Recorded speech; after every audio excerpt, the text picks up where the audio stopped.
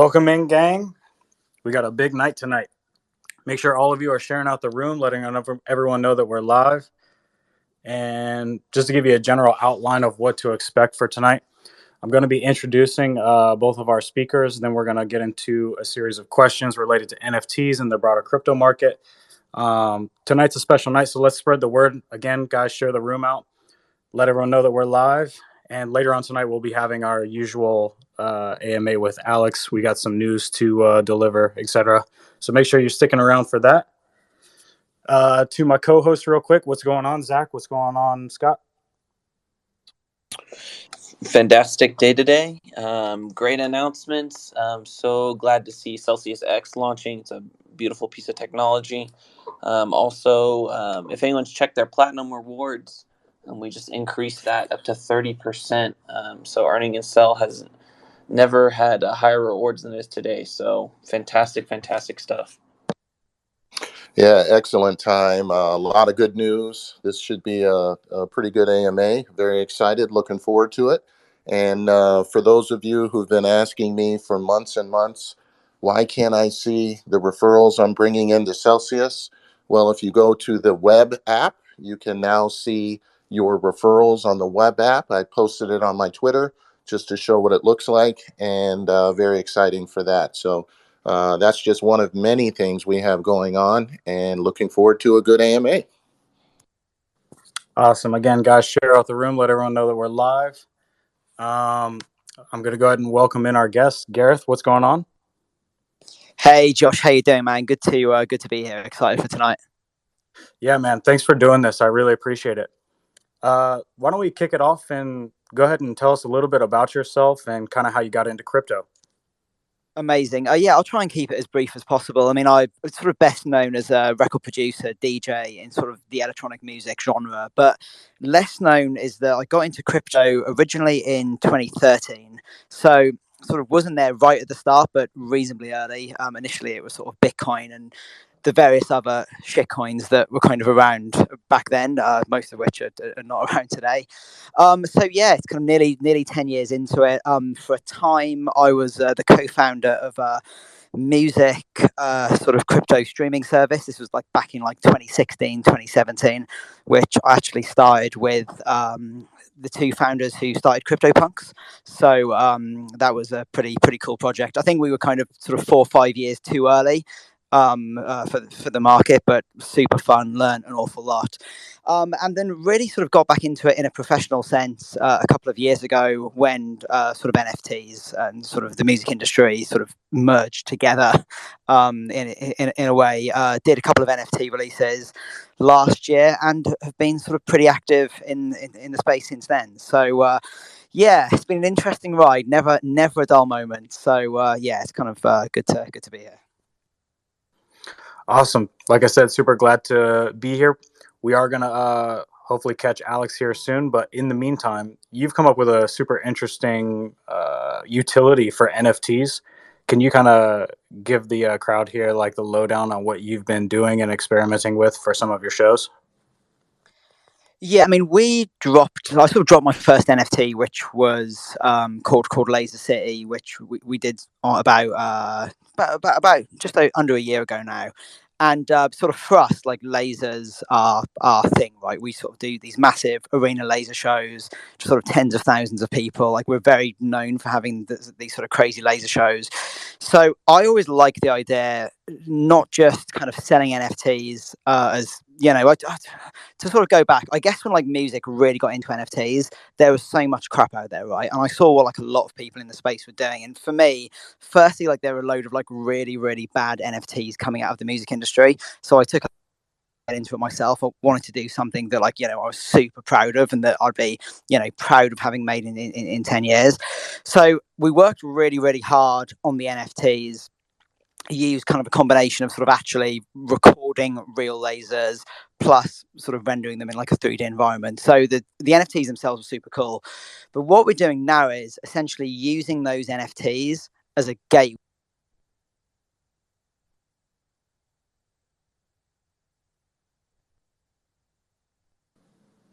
I think he cut out. Did he cut out for you guys? Yeah, I think he cut out. Gareth, if you can hear me, you've dropped for a second. He must be having difficulties. Yeah, it seems that way. Well, Gareth, if you can hear me, you might want to maybe restart the app or something, come back up, and I'll cue you back in on what we last heard. But in the meantime, Alex, welcome in. Hi, team. How's it going? It's going good. For people that are in the crowd that might not know you, can you just give a brief background on yourself and then how you got into crypto? My middle name is Vitalik. No, just kidding. How did I get into crypto? Well, so first, I'm a co-founder and CEO of Celsius Network. So obviously, for those who don't know, we're the first platform to pay yield on crypto assets. Right, we paid out over $1 billion to the community, more than anybody else, and kind of invented this whole idea before DeFi, before everything else. Invented this idea of people should pay you for your coins, right? And since then, we've added loans and swaps and you know CelsiusX and mining and all kind of other things that we're doing for the community. I was dabbling in digital assets for quite some time, trying to originally basically try to send money by attaching it to emails. So think of an attachment that has $100 and you send it to whoever you have to pay money to. So that was my version of Bitcoin in 2004, and that obviously didn't work, mostly for regulatory reasons, right? The regulators didn't like the idea that you can just email money to people. And then, so when I read Satoshi's paper in 2009, I was, sometimes when you know too much, that's not good. It's almost worse than not knowing anything. Alex, you're saying you read Satoshi's white paper? Yep, 2000. Well, not from him. I'm saying You just read it, though. That's okay. Yeah. That's okay. And I didn't. It's not. He didn't send it to me and said, "What, Alex? What do you think?" That's not. That's not what I meant. One of my coworkers sent me the paper. I mean, it was obviously public on the internet, and just he wrote it, I think, 2008. So it was already like 2 years almost out. And so I really got into it after Mongox. That was the time that I got into crypto. And then we launched Celsius 20. We basically started playing with ideas in 2016 and launched in 2017. Awesome. Thank you for that. Gareth, have you managed to get your sound back up and working? I am, yeah. Sorry, my screen time actually kicked in. I've like daily limits on all my apps for purposes of productivity and making music. So it's been kicked off now, and my Twitter is free and open for me to spend the rest of the night on it. So yeah, we're all good. All right, cool. Now that we've got both your introductions out of the way, Gareth, you were saying you were just getting into the good stuff about like how you're using NFTs as a gateway for, and then you cut out. Yeah, kind of a gateway for sort of like VIP access. That's kind of our initial plan, right? So people who've bought the Laser City NFTs, when they come to one of my arena shows, it gets them in for like a special sort of VIP area of the dance floor where you get the best view of the show, which people always want on this show because the content is amazing. So a lot of people want to come and make sure they get amazing footage for socials or whatever. So we want to give them the best view of that, but also an exclusive bar upstairs just for people to hold the NFTs. I'm all about trying to find utility, right? And I actually kind of what Alex said was kind of spoke to me about when you know too much, it's sometimes not always the best thing. And I think when music really got into NFTs last year, already knowing a lot about how music and crypto interact, I was pretty slow off the mark because I was thinking immediately about utility, like how do I make the NFTs amazing and how am I going to provide utility, having already been in crypto for 7 or 8 years, whereas like a lot of other people in music were just like, wow, money to be made, let's sell as many NFTs as possible and cash in. So that made me like a little bit slower, but hopefully we're going to make it far more worth it for people that bought our assets. Yeah, I think it's a great concept. You're probably going to have a great reception on that, and I look forward to hearing how that all gets rolled out. To pivot over to Alex, you might not know this, Gareth, but Celsius is actually one of the largest holders of NFTs, and we actually have a future project coming up where you might actually be able to.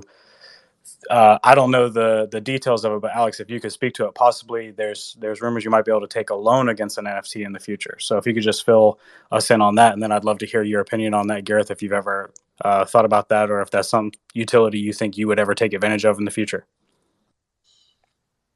Yeah, so I definitely, especially for artists, I definitely think NFTs are an amazing way to manage rights and manage royalties instead of having all of these companies that normally kind of collect royalties on your behalf, and then they hold them for whatever 90 or sometimes of 180 days, and then they divvy it up between. They decide how to divvy it up, and the creators normally get less than 50%, sometimes as little as 20% of all the royalties because of all of the toll collectors that are kind of in the way. So what NFTs and crypto allows you to do is bypass all of that and really have artists or creators really talk directly to their community, just like we're doing on this call, right? We talk directly to our community, and if we do a great job, the community grows, and if we do a horrible job, there's 1,000 other communities that all of the listeners or users can move on to. So it's definitely, instead of waiting for Columbia Music or somebody else to, or Sony or somebody else to distribute your stuff, or you're basically your work is directly rewarded, and you get instant feedback from the community. So I think we want to enable all of that. We want to enable physical goods as well. So if you make something unique that is physical and you want an presentation of that, we're trying to connect those two worlds. And if you looked at what USA Strong is doing as an example, right? They verify that you have the rights to the product, that it was made in a certain way, both safe and, for example, in the United States from local components. And then the NFT represents the ownership or the components of the goods and services. So again, I think we're just in the beginning, and today people are excited about punks and apes, but I think as the industry matures, it's going to be more and more migrating to again, artists and creators and communities and things like that, rather than trying to flip something and hope that somebody else will pay more for it. So we're not trying to skate where the puck is today. We think we know where the puck is going to be in a few months, and we are skating over there already. And you'll see us announce. I don't want to spoil it, but it's one of the top brands in the world, and I think everybody's going to be surprised at how well Celsius did here. So we'll keep that. We'll announce it soon. I promise we'll announce it soon. I guess, the way I've always tried to explain it to people, sort of going on what you said, Alex, is it's a chance for creators to own their own economics, because at least in the music industry, that is not an option at the moment. And it's still, a lot of fans don't get this. And when I was running a crypto platform, we had this conversation many times, and it's a slow process trying to bring people around to this way of thinking, because most people tend to assume, at least in the music industry, that we get paid pretty well from Spotify and the other streaming platforms, and in reality, you have a situation where the intermediaries collect almost all of the value. I think it's something like 90% or 95% of all the money that is made in the music industry does flow to those intermediaries. So not only do they take most of the value, they also set the economics. So I don't get to decide the worth of a song of mine. Essentially, every artist is treated with exactly the same model. So whatever model makes sense for, say, like, Justin Bieber will get applied to every artist. And if you're a fan of smaller artists, you can immediately see why that's problematic. You may be a small artist with a small number of massively dedicated fans who are willing to pay a lot more than $0.003 for a stream, but you can't do it. Like if they're listening on Spotify, that is what you're charging. So it's kind of the ability, I guess, to own your own economics, which is so exciting. And I do think as well, like, one thing you mentioned you guys are working on, which I think like does need work, is like how we link NFT ownership and physical goods at the same time. And my wife has a pretty major art gallery here in Los Angeles, and they like a lot of their artists have been experimenting with NFTs, and these are guys that are kind of well known in like the physical art world, and they're kind of doing NFTs with associated sculptures or whatever. And there is never a particularly good model, at least in my opinion, for attaching a digital token to like a physical bit of art. And that's one thing we really need to work on, because it's like super exciting, the potential there. Yeah, it's early days. Alex, is this platform going to be useful to artists like Gareth in the future, or can you not reveal that yet? Yeah, look, it's all about creating content or using existing content and the distribution of it, and attaching special rights or special, because it's immutable, right? And it's individual. Each individual can hold something different.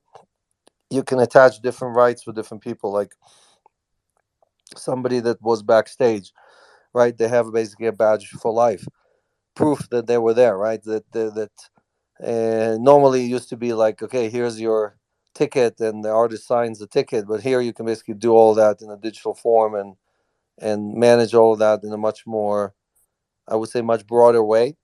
And again, help artists and venues and everybody else monetize things better, right? So I was involved in a project that was basically trying to get all this mixed music, all of the DJs and everything else on on Apple and on all the other music platforms. And the problem was always that if a DJ is using whatever 10 tracks, you have to pay 10 different artists and all of the supply chain or all of the intermediaries that suck blood out of each one of those 10 tracks. It's 10 times 10. You have to basically manage 100 payments just because you put a 30-minute a mix on Apple or whatever. So it's just crazy, right? It's completely crazy. And today artists can put that together, really issue that to their community, and basically bypass all of the restriction and toll collectors and everybody else. So we're going to focus on in the beginning. We're going to focus on people who already have their own brand, right? We're not going to try to. We're not like a label that we try to pick the next big artist. That's not what we're trying to do. We try to take people who already have pretty large libraries of content and help them both digitize it, monetize it, and basically enlarge their communities. Yeah, I think anybody that's ever tried to license music, like you obviously have, Alex, will realize pretty quickly that the current music system of licensing a song and paying royalties is not fit for purpose. I mean, these are systems that were essentially built 100 years ago. Like the music industry runs on century-old technology when it comes to licensing, and I had to do it for a TV show, license 15 or 20 pieces of music, and even being from the music industry, it blew my mind how difficult it was, because you have to get the artist to agree, but then you also have to get the writers to agree. And some songs would have 5 writers all represented by different publishing companies. So you're literally having to deal with a record label, 5 different publishing companies, and they all put clauses in saying everyone gets an equivalent. So if one of those companies holds out for like a really high percentage, you then have to go back to all the other 5 on one single track and give them that percentage too. It's when you use that system, you just want to burn it down. You're like, wow, this is literally the worst system ever. I think the challenge in some ways for artists now, and I'm sure there's like a few artists like listening in this space right now, is being able.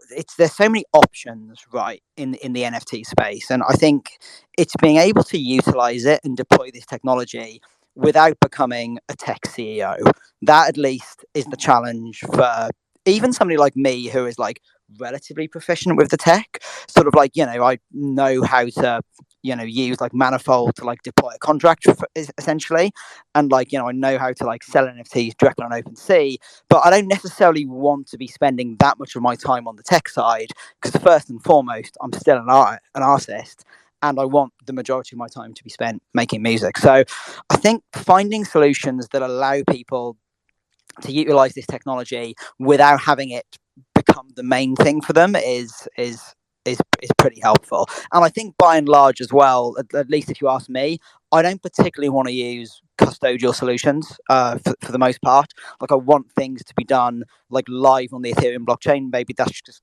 because I've been into crypto for years. And a lot of the solutions that make it easy are custodial, which I don't particularly always want to commit to like one place. So yeah, it's finding those solutions that empower artists in like an easy way. That I think that's the challenge we have over the next few years.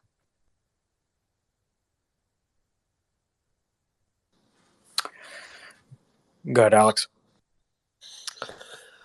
Yeah, the currently, I mean, Ethereum is great, but the fees are just too high, right? So, today we launched CelsiusX on Polygon, which basically allows you to launch and wrap assets on the Polygon chain. That includes NFTs and any kind of digital assets. So I think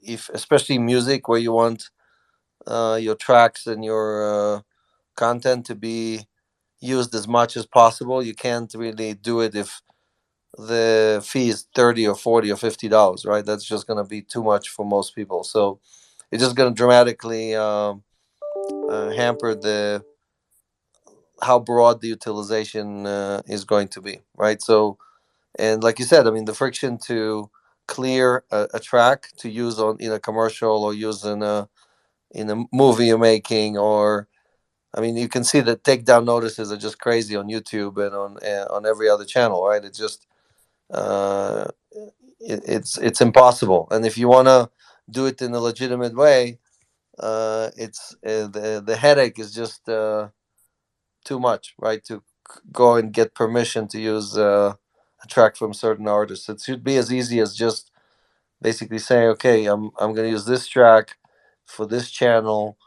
The platform can verify how many views that the channel has and immediately price the use case, right? And basically give you an NFT that represents that use case, that basically allows you to use it on a specific channel, and anyone can come and verify that this is an authorized use of the content, rather than you just grabbed a track and inserted without any permission. So even YouTube themselves can see, okay, using zero knowledge proofs or snarks or anything like that, they can verify that that you have the right to use it, and they might not even have access to the commercial arrangement or anything like that. They just know that, okay, this is a legitimate use and not a pirated use. So there's a lot of things that need to be simplified, tying all these things together to make it a one-click experience for either the artist or for the people who are trying to consume or license the content. And again, today, if you look at the NFT space, people are focused on monetization. They're not so much focused on creation. I just see everybody copying everybody else, hoping that their 10,000 version of something, penguins, or I saw frogs, right? What is it? Mushrooms, you name it. It's like I think we ran out of animals to launch in the NFT space. So so it's just gonna take some time until we actually have a commercial use case that solves a major headache, a major problem for the artist and creator community. Yeah, it's kind of like ICOs again, right? And I know, like, I don't know how many people here were sort of watching the ICO craze in 2017, but it was very similar to what we saw with NFTs. It kind of started with real utility, and then essentially you just had this succession of copycat projects, all essentially selling in the same way and making the same sort of promises. And I guess, like, I don't like the one thing that has disappointed me over the past couple of years is seeing a repeat of that in a way. And don't get me wrong, I think NFTs are still art, so there is still value in the art, whereas many of those ICOs back in 2017 held no value. But it is still a little disappointing when you see like such a large degree of creators in the space going, yeah, let's make like CryptoPunks like the fucking 500 copy of it. This race to do these like 10,000, like you say, PFP projects, and the kind of public just following and pouring money into these projects when there are people out there like doing like genuinely cool shit and trying to build genuinely cool shit that solves problems, and those people like often struggle to make money, whereas like the latest like whatever the fuck it is, like penguins or whatever, it's probably like making like 5 million a day. So that's kind of a little disappointing for me, and I guess we just have to let this thing shake out, and a load of people will get burnt and buy crap and will probably say, wow, like I've gone into NFTs and they fucking sucked because I bought like I don't know, like Penguin Project or whatever. But it is, I kind of thought this time around we would see a little bit more emphasis on real utility, and I guess the past repeated itself to an extent. Well, I'm not sure it's the same people. I don't think it's not. I think the people that did the ICOs have kind of migrated to, the Cardanos and the Solanas and things like that. I'm not sure Agreed. that they are the NFT community is almost like its own community. It has its own language, it has its own content, and they don't mix as much with DeFi or with CeFi or with the other worlds that predated them. So, and actually in this crash, I was surprised to see that prices held up actually very well compared to what's happening with Bitcoin and Ethereum, right? So you would ask yourself, how is this possible that I have one of 10,000 penguins and I'm still holding on, even though everybody knows that it's not necessarily unique, right? So we really need to understand what's happening there, and again, leverage it for doing more good for broader communities. So I see these guys as like a bridge towards the future. They're like they're the pioneers, the trailblazers that. But I think it's younger crowd than the DeFi guys. Yeah, it is like a really young crowd. And I think what has helped, because it also did surprise me, right? Like when you see these like fairly major corrections in the price of Bitcoin and Ethereum, NFTs often don't particularly move, and it's kind of surprised me. Even some of the less sort of marketable collections that I own just as a collector, the prices have stayed pretty stable. I guess that is just what happens when people also enjoy the art. When people like something because they, maybe they're like 50% they're hoping to make money from it and 50% they just like it.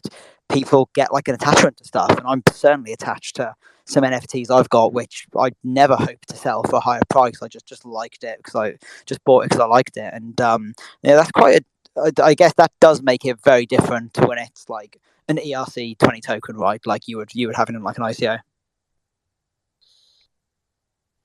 Well, I think also what Twitter did by basically allow you to have a verified profile picture and created personas, right? So now it's almost like if I remove my NFT as my profile picture, I'm kind of admitting that I'm not doing well because I had to sell it, right? Versus, hey, this is my ape, and even though it's worth 1,000 ETH or more, I'm sticking with it, right? I'm not selling it because everybody on Twitter, all 700 followers of mine, know who I am, right? So that's kind of it created like unique. Um,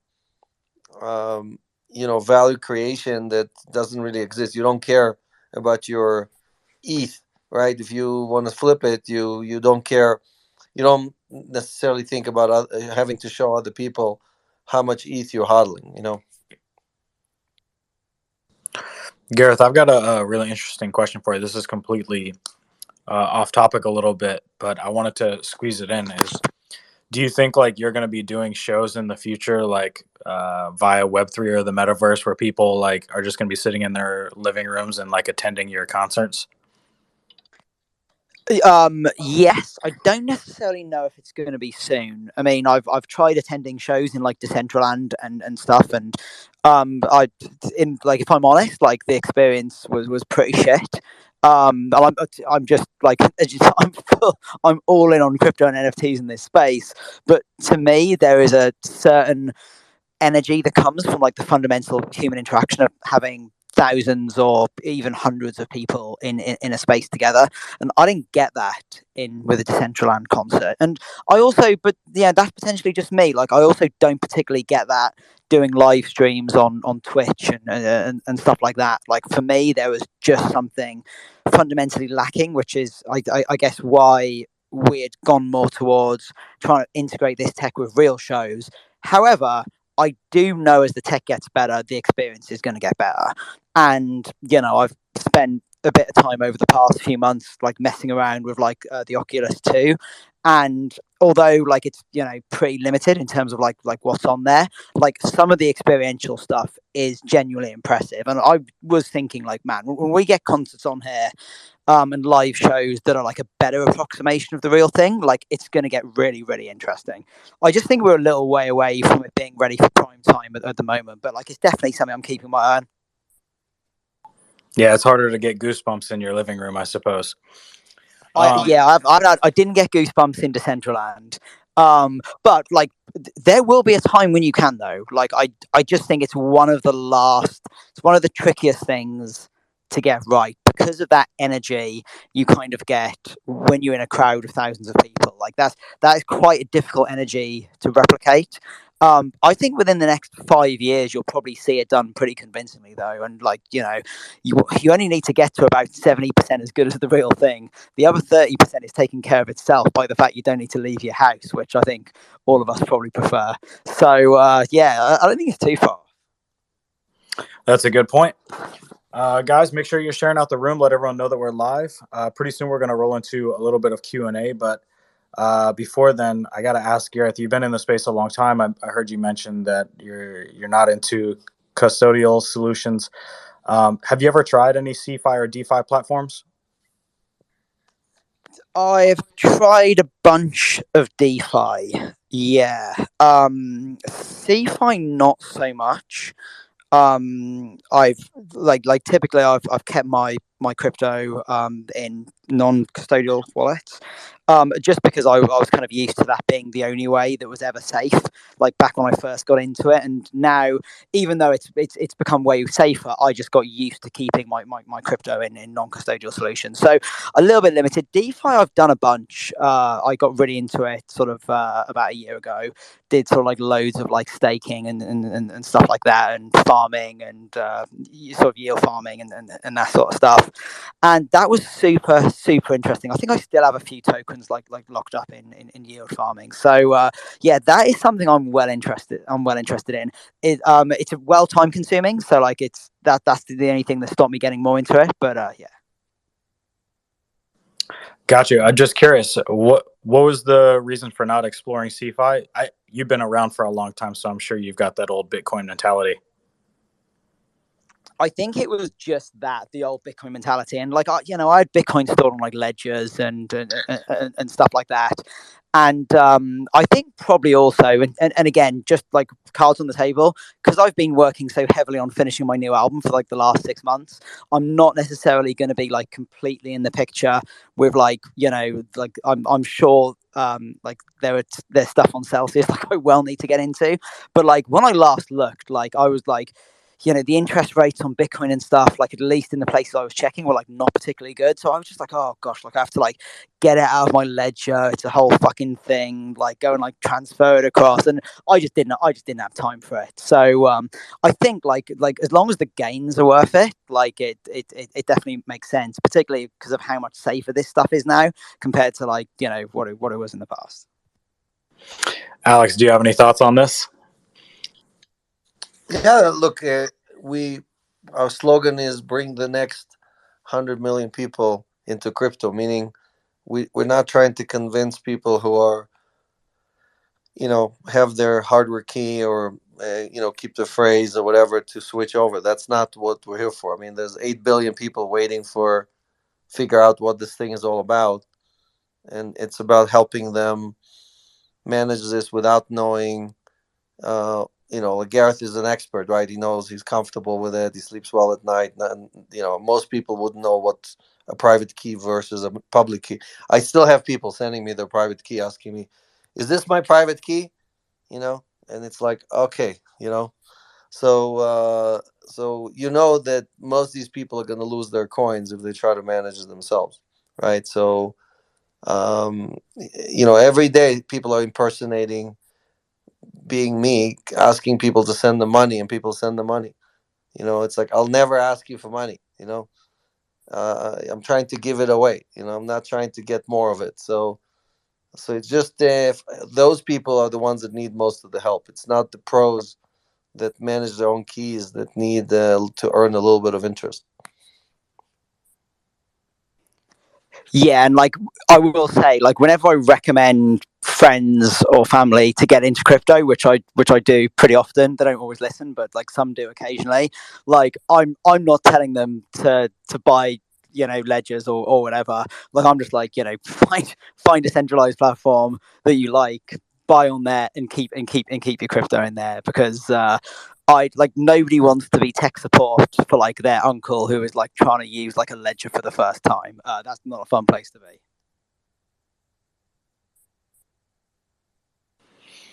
All right. Well, the next part I have here is going into outlooks. I'll start with you, Gareth. Do you have like an outlook on the crypto market or the NFT market? Do you think NFTs are here to stay? I know you're already starting to get a lot of utility with them, but also the wider crypto market. Do you think it's going to consolidate down, or do you think it's going to continue to expand? I think when looking at the wider crypto market, I just try and zoom out, right? Like I've been into this like long enough that like I don't get particularly spooked about seeing, even like a fucking 20-30% corrections. It just doesn't bother me, because you just have to look out and look at what's happened over the last 10 years. And I think like my best bit of advice in anybody when looking at this space is just look at the long-term trends and also try and understand the history. Like history, I think the phrase I like is history doesn't repeat itself, but it rhymes.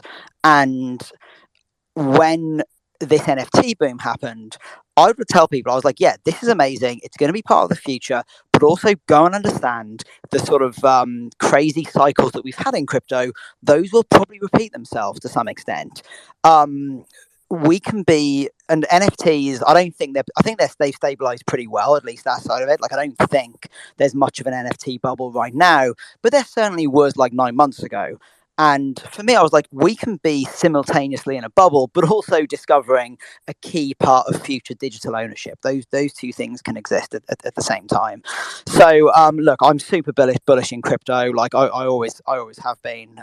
Like since I discovered it, I think you zoom out, you look at the long term trends, and I think that it's difficult not to feel bullish when you look at what the trends are, and you just have to be patient and understand like this is like a long term game. NFTs are absolutely here to stay. It's bringing it's giving artists control of their own economics. It's digital ownership. If and again, this is how I was out for dinner with like a bunch of school friends like a week ago, and like none of them got it, and they were saying to me like NFTs, like isn't this a con? And I was like, look, like take like a Banksy, right? Like, is it the Banksy that has value? No, you could take a picture of it and print out one that probably looks better. I was like, where's the value? And they all agreed the value was in the certificate of ownership. And I was like, well, the NFTs is just a digitized version of the certificate of ownership. You have complete provenance that can be tracked, immediately from the moment it was first sold. It is just a far better version of that. And all of a sudden they kind of got it. So no, like we're still figuring out the best way to make it easy and understandable for artists to be able to do this at a wide scale. There are certainly problems we have to face, like the fees on Ethereum are a major problem, and I think seeing stuff like Polygon to allow people to do stuff at a lower cost basis is going to be really helpful. But no, I'm super bullish on sort of all sides of it. And Alex, I'll pivot over to you. Yeah, to add to that, so like crypto today is all mostly fungible, right? So again, every ETH is equivalent to every other ETH, and every Bitcoin, more or less, is equivalent to every other Bitcoin, unless you stole it from Bitfinex in 2016. But most of the things on the planet are non-fungible, right? Again, let's say I have a Toyota Corolla and you have a Toyota Corolla. They're not the same thing, right? Each one has a different mileage, and I have 6 kids, so they're barfed all over the back seat. And you definitely don't want my car, right? You want somebody else's car with much lower mileage. So those are the equivalent to the non-fungible tokens, right? So basically, there should be 100 times more non-fungible than fungible assets out there, right? Because everything is unique and special. So when you look at today, obviously, there's 100 times more fungible stuff than non-fungible, and that's why you have these crazy prices, because there's still a scarcity. The people joining the NFT revolution are coming in faster even than the crazy guys who are creating 10,000 penguins or 10,000 mushrooms, right? So um, the balance between supply and demand is still kind of like on the demand side, and that's why prices are still holding, right? So at least for some of these things, right? For some of the OG NFTs, rather than kind of the latecomers that are just trying to join the party. So I think the piece we need right now is a wave of innovation, right? And a wave of creativity that kind of takes, instead of forking the existing ideas, kind of leverages new use cases and new implementations. And I think Gareth and people like him are the ones who are pushing the envelopes on the stuff. They're testing, they're experimenting every day, and the community has to vote. The community has to say, yeah, we love this, we're going to use it, we're going to collect it, we're going to maybe share it with others, or we're not, right? We don't like this idea, we're going to go in a different direction. So I'm kind of still waiting for that wave of innovation that I think we haven't seen, because it is so much easier to just copy or fork what already exists than to come up with an original idea. Awesome. Thank you for that. We'll go into a couple questions here. Gareth's going to be with us for another 15 minutes. So if you're up here, make sure you guys are being concise. Also, share the room out. Let everyone know that we're live. If you want to join us up on stage, just tap on the mic in the bottom left. Tom Sanders, I believe you were up first. All right. Quick question on the Celsius APY. I got thinking recently about the fact that we're paid weekly, whereas BlockFi and Voyager and some of the others were paid monthly. Does that APY compound quicker since we're paid weekly, or is that all calculated in? Yeah, it's a little bit quicker, but the difference between monthly and weekly is there's a little bit of impact there, but it's not a huge impact. You need like really to wait several years for it to be worthwhile more. But weekly is definitely better. Celsius is weekly, and that's definitely better than the other guys who are doing monthly. Okay, so there's a slight advantage there. Awesome. Yep. Thank you, Alex, for all you do. Love Celsius, and I don't know, it may have been asked before I got on here, but I was just curious. Is there any sense that Celsius may face what BlockFi is going through at this point?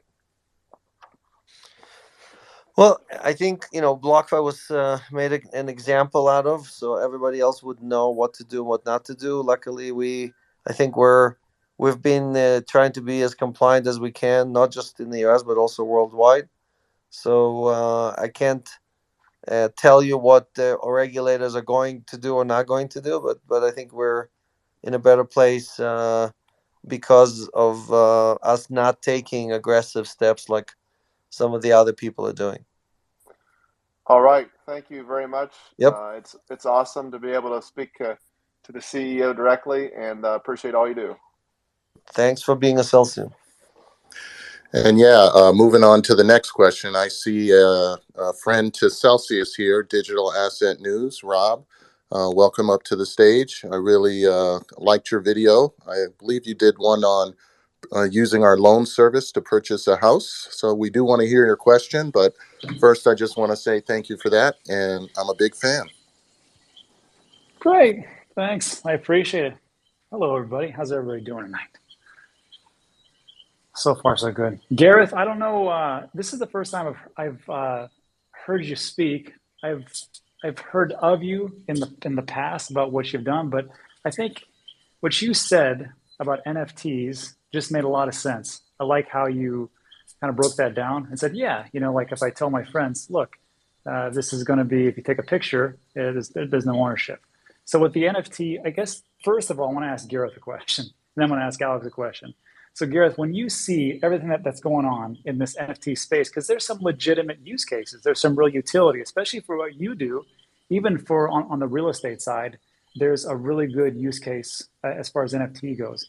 But when you see what's going on in the space, as far as NFTs just being rampant, rug pulls, scams, and everything else, like what are your thoughts on that? Because it really doesn't shed a really good light in the space.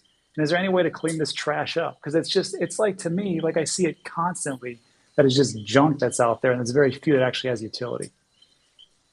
I mean, I agree. I don't know how you clean it up. I mean, that's really, really tricky. I think, having essentially having like a decentralized ecosystem is a double-edged sword, right? Like on one level, anybody is able to fork the existing ideas, which is amazing. Which it's a kind of amazing verbiage that Alex came up with. I love that one. When we have that freedom applies to all the new creators that should be doing cool stuff. It also applies to anybody just to steal the existing idea. So, like, I don't have a solution of how we clean the space up. The only thing I will say is the good ideas do tend to win out. I think we have seen so many crappy projects and rug pulls and stuff like that have sort of fallen by the wayside, even over the past year. And I think whereas the good projects have improved in sort of popularity and floor price over that time. So look, it is disappointing. There's so much of that stuff out there, but I think also, it's just part of the ecosystem, and the good stuff will ultimately win out. And it's sad that people have to lose their money for this to happen. But I think we've always had that, right? We've had shit coins back in 2013, 2014. I bought many of them. None of them are still around. We had loads of dodgy ICOs, and then we have this stuff on the NFT side. And I think the only thing I'll say is, look at the quality, and I think we shouldn't tar the whole space with the same brush. And this was the other example I gave to my friends at dinner, who were like, yeah, but the rug pulls and people are stealing copyrighted stuff. And I was like, sure. And you could get some guy selling bootleg Andy Warhols from the trunk of his car, but that doesn't mean the entire art market is a con, and it doesn't mean there isn't legitimately great art out there. So I think we just have to give it time. It's a new space, and remember, there's still great stuff out there. Yeah, exactly. Hey, one of these days I'll get you on the show so you can explain it to my audience. And then, hey, Alex, It's been a long time. I can't remember the last time you've been on the show. It's been quite some distance. But congratulations on what's going on. I'm looking forward to the decentralized part of what you guys are putting out. I actually might even do some yield farming, which I've never done before because I'm afraid about getting rug pulled. But I do trust you guys, so let's see how it goes. Hey, you stopped talking to us since you moved to Puerto Rico. You know, like we're not your friends anymore. You know? Yeah, right. And And I'm sure you're the one, the founder behind the frogs, because I can hear all those frogs in your background. You know, you can't hide, from the frogs. see, this is how the IRS will know I'm in Puerto Rico because there's these damn coqui frogs that are all night long. I mean, Puerto Rico is a great place. If you don't want to pay any kind of taxes, it's a pretty great place to be. It's a fantastic weather, everything else. There's just these frogs. But hey, actually, one of these questions was already answered about the BlockFi and the Nexo thing. My big thing though is the swaps, and I know that you guys are looking to get that out as much as possible. But I know, like right now, like first of all, I used to live in Texas, so I know there's a bunch of problems with Texas and their attorney general, and now they're in Puerto Rico. I think there's probably another issue with swaps. But how does that look as far as like rolling out to everybody, and how? And I'm sure you've answered this like 1,000 times, but I just haven't heard anything from you.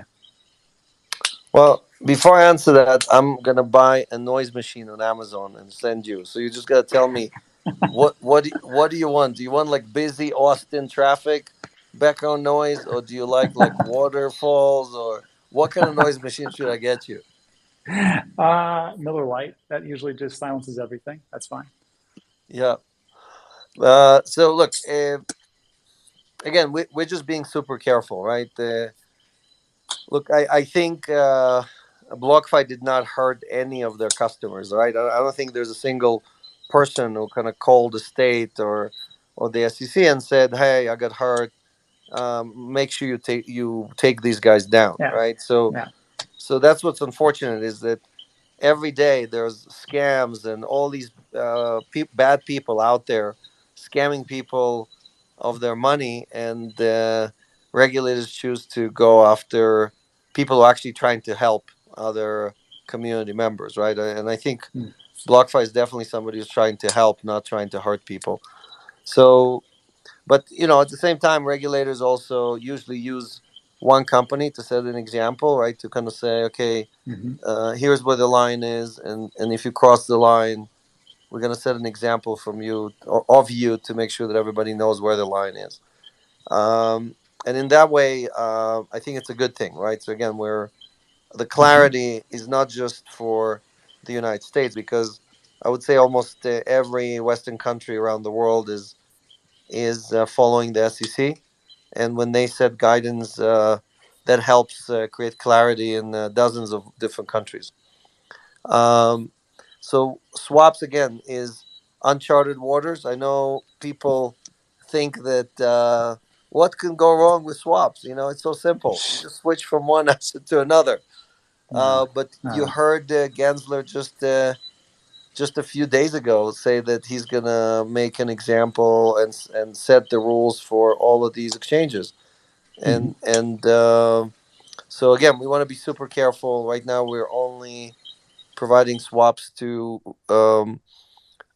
accredited investors and to people who are in clear jurisdictions where we know there's no issues whatsoever. So if you're in a questionable jurisdiction, you're probably going to have to wait for some more clarity. But the way to get around it is to go and get verified, right? Go get yourself accredited. If you're in the United States, Rob, I think you qualify. And it just takes a few minutes, and off you go, and you can earn and sell, you can do swaps, there's many more benefits. Just today we raised the bonus actually to 30%, so you earn 30% more as a platinum accredited in the United States, right? So it's a huge benefit to just earning in kind. Awesome. Thank you, guys. Appreciate it. Yeah, thanks for coming in, Dan.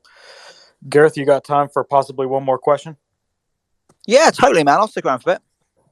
All right, Carmi, you're up next. Hey, thanks a lot for having us in this space. Actually, my next question is for Gareth. Gareth, been a big fan of your career since the Garuda days. So I've been following you for a long time. I actually my first show after some of the restrictions were lifted was your show in Los Angeles. So that was a fantastic going back quote unquote to normal show. So really enjoyed it. Love that. Great to hear you were there. That was an amazing night. So great to hear you were Yeah, there to share it with us. absolutely, it was absolutely brilliant. So actually, my question goes back to what you mentioned about kind of like the business model of like the century old business model of music versus what's happening now with NFTs. And if you kind of like look at what happened today, is that everything gravitated around streaming models, right? SoundCloud gravitated to that. Spotify, of course, is a big king in that platform. I just wanted to get your input, your insights on what do you think long term. Fast forward a couple of years, the business model is going to be for NFTs? Because right now you have some platforms that are doing streaming, some platforms that are doing like buying tokens like Royal, and you become an investor. Do you think things are going to consolidate in a certain business model that's going to serve everyone, right? Or it's going to be fragmented across different models? It's going to be fragmented for a little while, no doubt. And obviously, like I've got eyes on a lot of these, and I think what is cool at the moment is that you can kind of watch from the sidelines, and you can watch various companies who are taking different approaches. So you've obviously got Royal, which you mentioned. That's Blau's platform. They're pretty new, and they're selling royalties in existing songs. So essentially, you buy a chunk, then you get paid a chunk on royalties. A platform I'm a small investor in, I really like, is called Record Shop, which is on Flow blockchain. So very much kind of an NBA Top Shop style sort of collecting cards system for music. I think that one is super interesting. You've obviously got Audius, which are doing sort of more conventional streaming, and yeah, it is going to be fragmented for a while. One of the most interesting things which I would love to see once this sort of ownership becomes more sort of widespread is allowing people to listen to music NFTs on the platforms they already use. So, what would be amazing is, and I think we're like a while off this, but imagine this is just one future example I really love. Like, imagine I decide to sell a limited edition piece of music. Now, right now, that's pretty much impossible because there's nowhere where people can listen to it. But let's say I sell a piece of music and there's only 100 copies. And I sell them as NFTs, so it's very clear who owns those 100 copies. They each have their ownership certificate, it's in their wallet. Then you imagine if you could use your NFT to unlock that song on the places where you already listen to music, be it Spotify, be it Apple Music, and we go to the users where they already are. So then essentially, if you own the NFT, your crypto account is connected with your Spotify account, and that song gets unlocked for you. So you're on Spotify, and you can listen to that song, and maybe even you have like a little sort of record collection somewhere on there where you can see the stuff you own, Spotify, Apple, wherever. Then if you go and sell it to somebody else, it disappears from your collection and it goes into theirs. Like, that is the sort of level we need to get to, where we kind of meet listeners where they already are, as opposed to trying to bring them in to this system where there's multiple options and they're pretty complex. In terms of like the dream, like where I'd love to see us getting, one of my biggest issues about streaming being the predominant sort of way music is consumed, and not just streaming, and I think algorithms also being the predominant way music is distributed, because much music, probably most music on Spotify, is consumed algorithmically. It's not somebody saying, I want to listen to this particular song. It is the algorithm serving them a song. And the trouble then is you get artists making music for algorithms rather than making the music they want to make. So I might want to make an 8-minute sort of epic opus, but I know if I do, I can do it. I can make it for myself. That is almost certainly doomed to commercial failure. Why? because Spotify only pay you one stream for the first 30 seconds, and after that, nothing. So there is literally no value to making music any longer than 30 seconds. It's why you see so many songs that are around 2.5 minutes. And secondly, the algorithm favors shorter songs that can be easily inserted into playlists. So that's why you've seen music get shorter and shorter, and these amazing dance music tracks from the past are now being like, chopped down in like hatchet job edits to like fucking 2 minutes to make them friendly for the Spotify algorithm. Now, this is not a new thing. Like, music has always been adapted based on the format. Jukeboxes meant the records got shorter. Vinyls in the homes meant the records got longer again. So it's not a new thing, but I would love to get to a place where artists are just setting their own economics. So if I want to make an 8-minute song, I can do it and I can monetize it. And that song is not destined to failure because of the methods I have to distribute it via. And I think, we could really see like this creative renaissance whereby you can make music that is not algorithm friendly because you have your own supporters that will pay you for it. So, that's what gets me most exciting. And I think that's where we can end up over the next 5 years. It's going to be a little bit messy, probably for the next 2 years because of all these different platforms. But it's also going to be pretty exciting to be watching this all play out.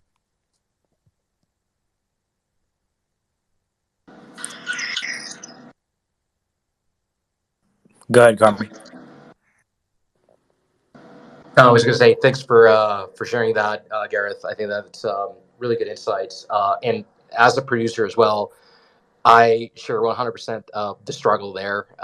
Just feeling the fact of being able to like that liberation, that liberating feeling of just producing the music that you really feel, rather than having to compete with artificial things like the algorithms or the platform. Share that 100%, and I hope that we truly get to that point. Yeah, just to add to that, obviously we can take NFTs and plug them into centralized platforms, but I think the holy grail is to enlarge the community, right, and bring all of our fans and all of our friends to this new Web3 universe and create a new business model, create something that is acting in our best interest and in the community's best interest, and replace. These are phenomenal platforms. I'm not saying in any way Spotify or whatever are not great platforms, but if you want to break the business model, they're not going to help you do that, right? So you're definitely going to need to invent and innovate, right? We're talking about that. This is where the opportunity to innovate is really going to shine, right? Like creating a DAO that allows NFTs to be used as a music collector, a library, and so on, right? So if anyone is listening on this call here, I just gave you a business model. Go do it. Yeah, and if I can just like riff on that, like DAOs are so exciting, and because I live in the US, we have rather strict compliance, to say the least. So like I'm not able at this point to set up sort of a record label DAO or even to essentially make a DAO for a new album. But I will say, if I lived in a country with a different regulatory environment, I would absolutely be thinking about it. So, those of you that are not based in overreaching places in terms of regulatory pressure, I would definitely be thinking about that. And I will also say it is correct that the likes of Spotify, we have to remember, and I'm a fan of Spotify. I think they were our best option after the dumpster fire of like Napster and all that shit. But like, these are not platforms that were set up to empower small artists. Spotify was set up in conjunction with the major labels, and as much as it's done for small artists, their number one priority and the people they're still beholden to are the major record labels. So like, for as long as like that's the place we prioritize, we're always going to be playing into their hands, and we're always going to be keeping that legacy music industry alive. So the sooner we get to the point where we don't need them, like the better it's going to be for us all. Well, awesome, Gareth. It's 9:05. I appreciate you coming and hanging out with us. It has been a pleasure. I learned a lot tonight. Yeah, absolute pleasure. Great questions, great chat. It's been a little while since I've done some spaces, so I thoroughly enjoyed it. And we'll have to do it again at some point. Well, I'm sure you've added a bunch of fans tonight. So thanks for joining us, and I'm sure we'll be in touch. When we launch our NFT thing, we'll reach out and see how we can collab. Amazing. Thanks so much, Alex. Great to chat. Thanks, Josh. And thanks for everybody listening. Really enjoyed spending some time with you all. Thanks again, Gareth. All right, guys, we're going to go into our usual full-on AMA with Alex. But before we do, Zach, do you want to do any announcements, or do you want to leave that up to Alex? Yeah, I just want to say some of the stuff that we've been working on. Today we announced those platinum tiers increases, as well as a sell token promo. For the first time ever, you can transfer sell into the app and get bonus sell tokens after a 6-month lockup. So the 3 promos are sell 100, sell 750, and sell 5,000 for 1,000, 10,000, and 100,000 transfers respectively. Also, things that are still coming up are the other tier changes, the sell token cap for silver and gold. That's still about 2 weeks away. Required a little more dev work, but we are pushing forward strong with this. And then, of course, CelsiusX, a massive opportunity here for liquidity and volume on DeFi. There's so much to go in there, and I hope we can talk about that tonight as well. Well, Rob was looking. He was saying, "I'm about to test some farming." So, Rob, we have a safe place for you to actually do some farming on QuickSwap using all the pairs that we just launched with Polygon. So, and I think I think Cellcat created a video, right? Or who created a video step by step of how to use it? Yeah, I'm not sure. Right. Zach, do you know who made that video or not? I'm not sure who made it. No, I haven't seen it yet. I retweeted it, so one of my 100 tweets today. So just follow me, look at one of the tweets, and there should be instructions how to do it step by step. Yeah. Yeah, I know Aaron Bennett did a video as well. Yeah, so there are for those of us who like to read, there are instructions on the CelsiusX Medium page on how to use the bridge and how to use QuickSwap, as well as providing LP and farming. And then for those of us who like to watch videos, there's a video that's actually pushed out by QuickSwap themselves on their Twitter page that goes through step by step on how to sign up for Celsius, use the bridge, and also provide liquidity. In fact, maybe I can put those tweets here on this Twitter Spaces. How do I do that, Josh? You find the tweet, and then you click on share, and there should be the option to add it to this room. But Dan, I noticed you're back on stage. No, I was going to say, yeah, I mean, I think it's a great way to, especially in this down market, to get a little bit of revenue coming in. Because I know let's be honest, people aren't really too happy about the way the direction of the market is going, unless you are shorting everything, I guess. So yeah, I think this would be a really good one. I'll be honest with you guys and everybody listening. I don't like to do, there's a lot of DeFi products out there. There's a lot of rug pulls and things like that. Just ask Mark Cuban, he'll tell you. And I just never wanted to go down that road. And with Celsius, it's one of the few places I actually trust. I mean, you were the guys that I used to finance this house I'm living in Puerto Rico. So, I mean, that was a pretty long play as far as crypto loans. So, I'll give it a go, see how it works out. Go from there.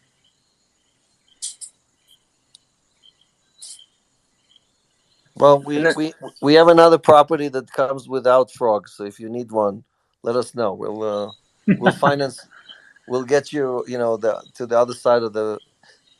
I think the other side of the island has less frogs, right? Is that true, or is it just a rumor? That's got to be. Hey, I've been in Rincon, I've been in Guaynabo, I've been in Caguas, I've been in San Juan. They've all got frogs. But I tell you what they don't have. They don't have snow. They don't have sleet.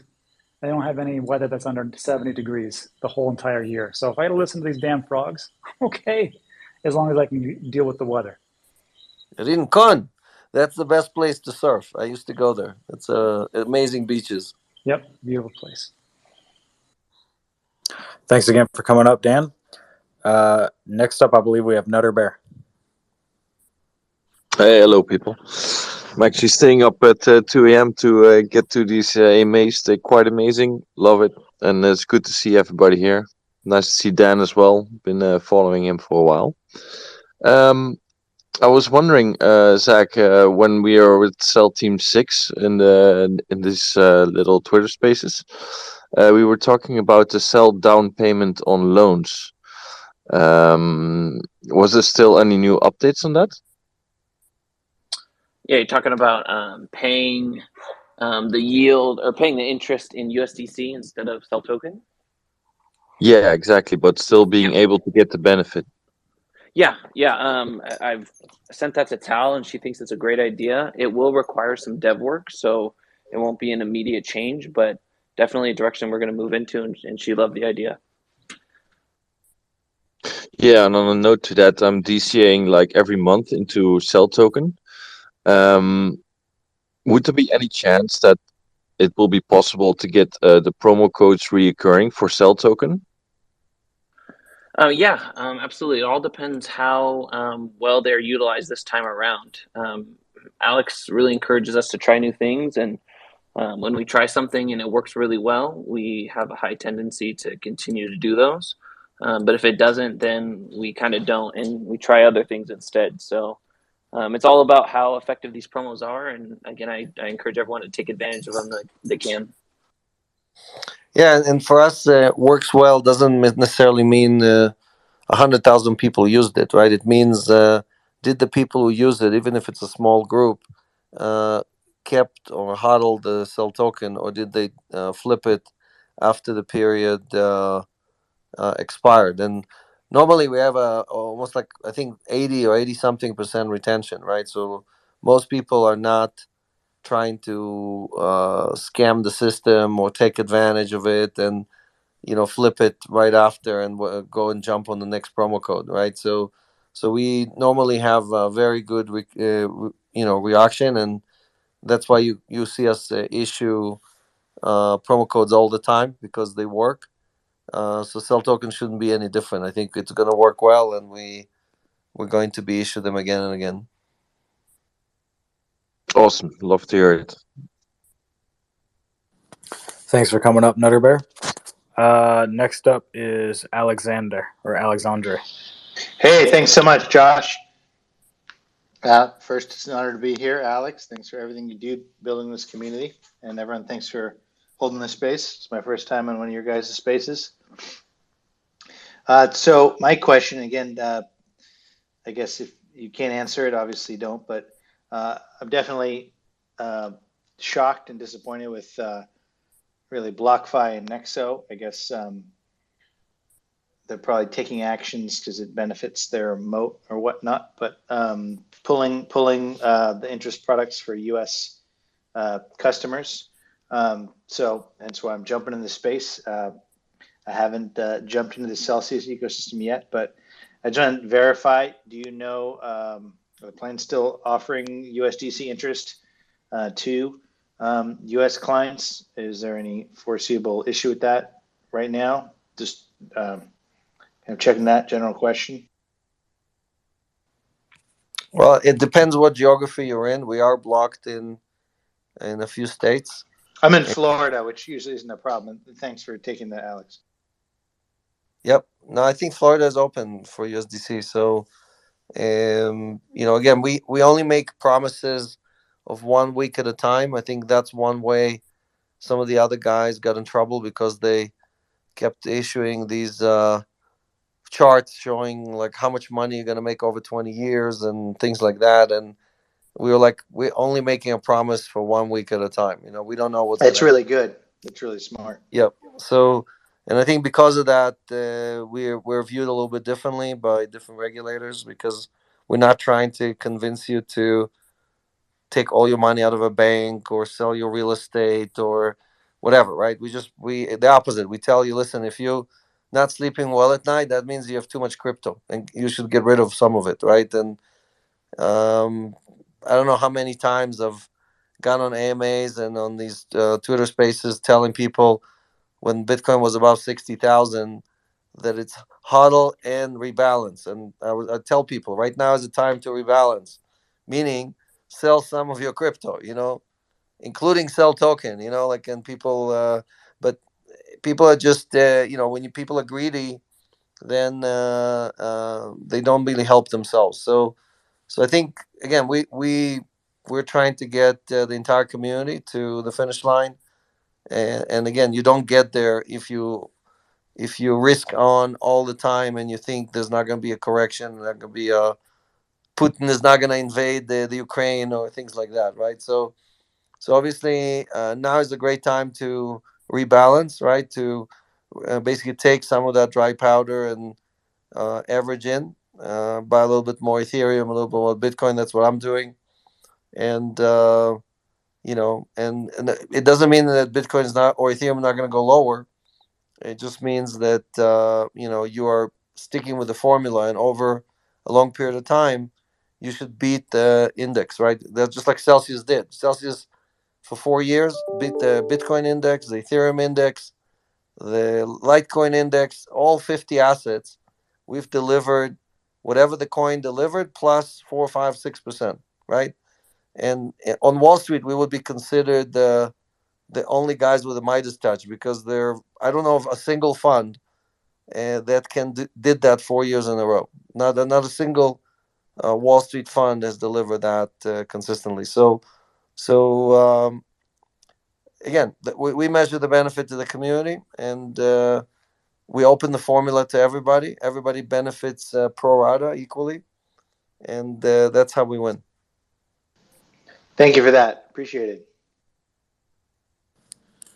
Alexandre, did that conclude your questions up here on stage? Yeah, absolutely. Thank you so much, and thanks for the opportunity. Yeah, thanks for joining us. Neville, you're up next. Thanks, Josh. A quick shout out to Alexandra and all the team from Quantum Economics. They're great advocates for the digital asset space. I did actually have a question for Gareth, but Alex may be able to answer based on his experience in life.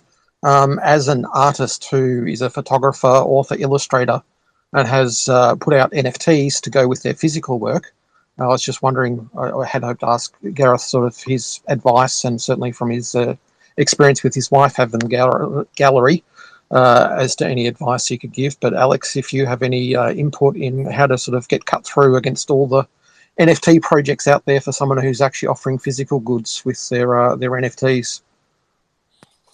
Yeah, so that is a new niche, and I think I mentioned my wife is actually enabling different artists and creators with basically verifying the physical goods or the physical art, creating the provenance and the getting the certificate from the artist saying yes, I created this on this and this date and so on, and she puts all of that on the blockchain. She creates basically a permanent record, right, an immutable record, and then that starts the chain. So if somebody buys it and then they sell it to somebody else, there's a permanent record of the changes from the date the art was created. So take a look at it. It's usastrong.io is the website, and trying to solve that problem of connecting the physical and the digital. And I think I just don't think you're gonna win in the open sea noise. You're just not going to make any impact there, right? You got to create your own community or join some other community that already specializes in this niche. I think it's going to be a separate clan from the punks or the apes or the all those frogs that in Puerto Rico. So, short of you offering me a visa and life in America, in Florida, to be specific, when is Chrissy going to launch AustraliaStrong.io? Yeah. So, well, I don't think she has a what do you call it, geographical restriction on the NFT part. So Okay. so you can if you wanna try to do something together, I would just reach out. I saw several of the USA Strong girls on the on the chat here. So if you want to reach out to him, Okay. I think Thank he you. can. Yeah, and Chrissy's on as well. I see she's on the. So you see the unicorn down there. So just Yes, yeah. yep, just connect with her, and I think it's definitely. Again, we're all experimenting in this together, so we're still looking for what is the right business model. What's the distribution look like, right? How do we collect the community? How do we assemble them? And it's working together that's going to make this work. It's not.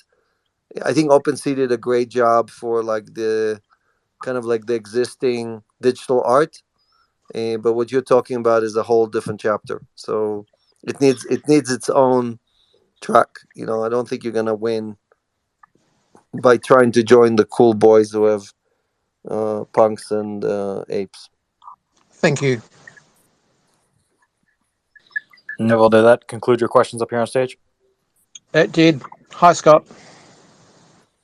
So I did want How to you doing do there? a shout out to Digital Asset News. If you're not following, the channel on YouTube, I watch it religiously. I don't have time to read everything, and I get my news from Digital Asset News. So definitely sign up, and great way to kind of get your daily fill of the latest crypto news. Thanks, Alex. The Bitcoin I promise you is on its way right now. Thank you. Yeah, like I need it. Hi, gentlemen. Can I jump in? I got only 5 minutes. I'm sorry if I'm being rude. No, go for it, Z. Thank you. Thank you for taking my call. Actually, Alex, I do totally agree with you. I listened to Digital Dan as well. Hey, Rob, it's Abiano. Thanks, man. Good. What I wanted to actually talk about is everybody seems like is embracing or bracing for the crypto winter, and I do agree with Alex, and I really don't think the bull run in the crypto market is over yet, and it's basically the crypto market itself has not really um, run its natural courses, and I think we're being unfortunately forced by external forces such as the pandemic and now the latest news with the Russians and then also the China banning all the miners out of China. So all these are the external factors that they're trying to sort of like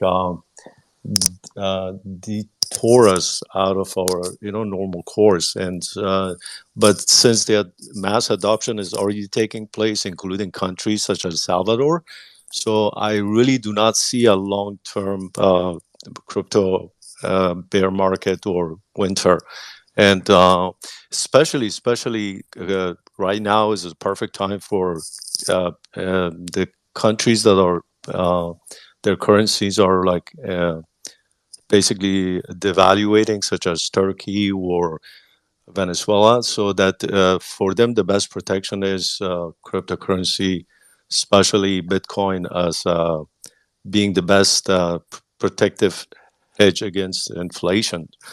So I that's what I see. And my other question is that what I was going to ask. My question would be for Alex. First of all, did you also provide crypto financing for Rob's frogs, or just was the house? No, I planted extra frogs so he would go and buy a bigger house. Now I'm so trying to that get him to a bigger property. So so like that means that probably devaluated his property. right, we give you a loan, then we put a bunch of frogs, then you buy another house. We give you another loan. That's a new business model. That's frogs are cheap. And they're a nuisance, right? No, he's gonna do well. I mean, Okay. if you knew how many people are moving to Puerto Rico, especially crypto people, Yeah, you would be shocked. Like there are whole no neighborhoods doubt. popping up, Yeah, and people. There's like thousands of people on a waiting list, waiting to get a house in Puerto Rico. So I think Rob is gonna do very well no matter what he buys over there. yeah. No, Well, we have to it's congratulate Rob for doing that. That was a good move. My question, Alex, is actually the main question that I wanted to ask you. Obviously, centralized exchanges cannot protect our customers from the government.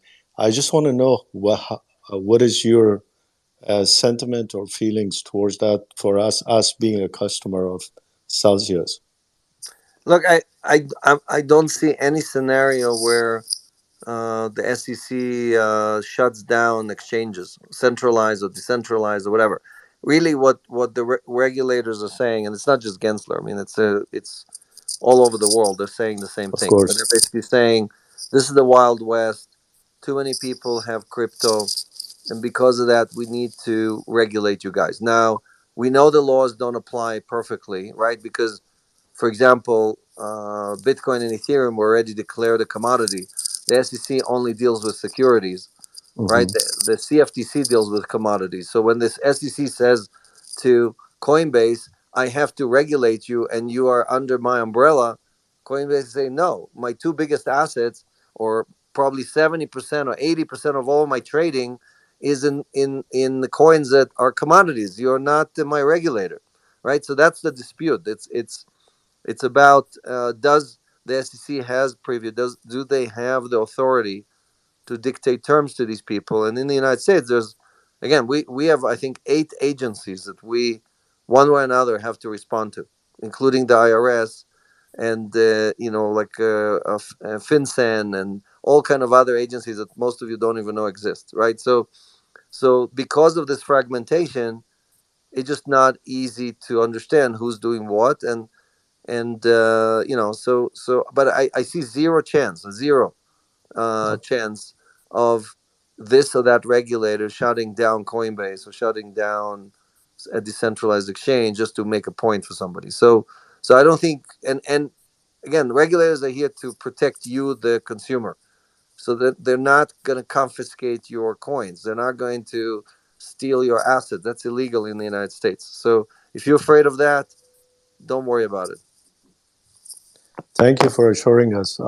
I maybe I have another observation, but that's just my personal. And if anybody agrees, please jump in and correct me if I'm wrong.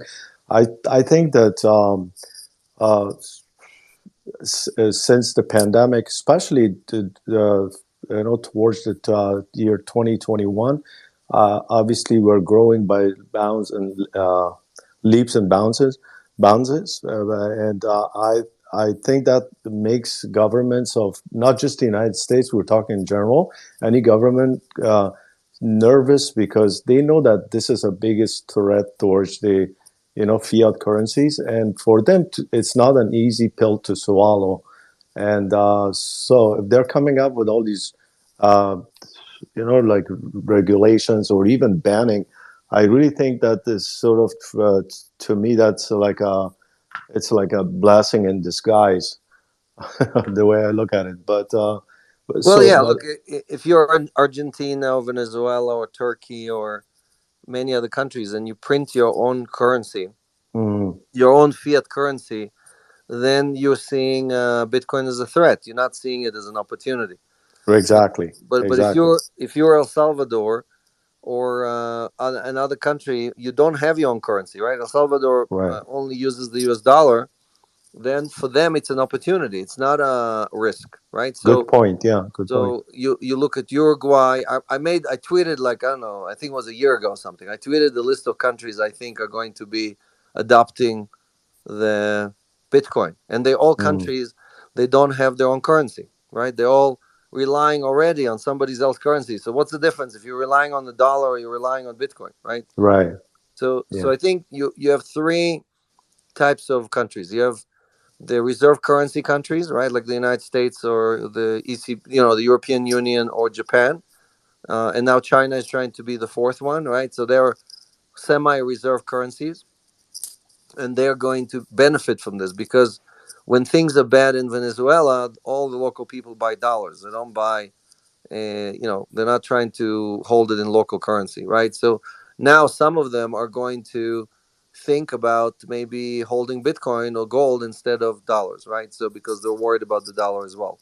So you have the reserve currency countries, the dominoes that are going to fall, all the fiat currencies that are basically going to zero, right? All of them are going to zero because all these countries just print more and more and more money, and then when the money's not worth anything, they just issue a new currency and they call it something else.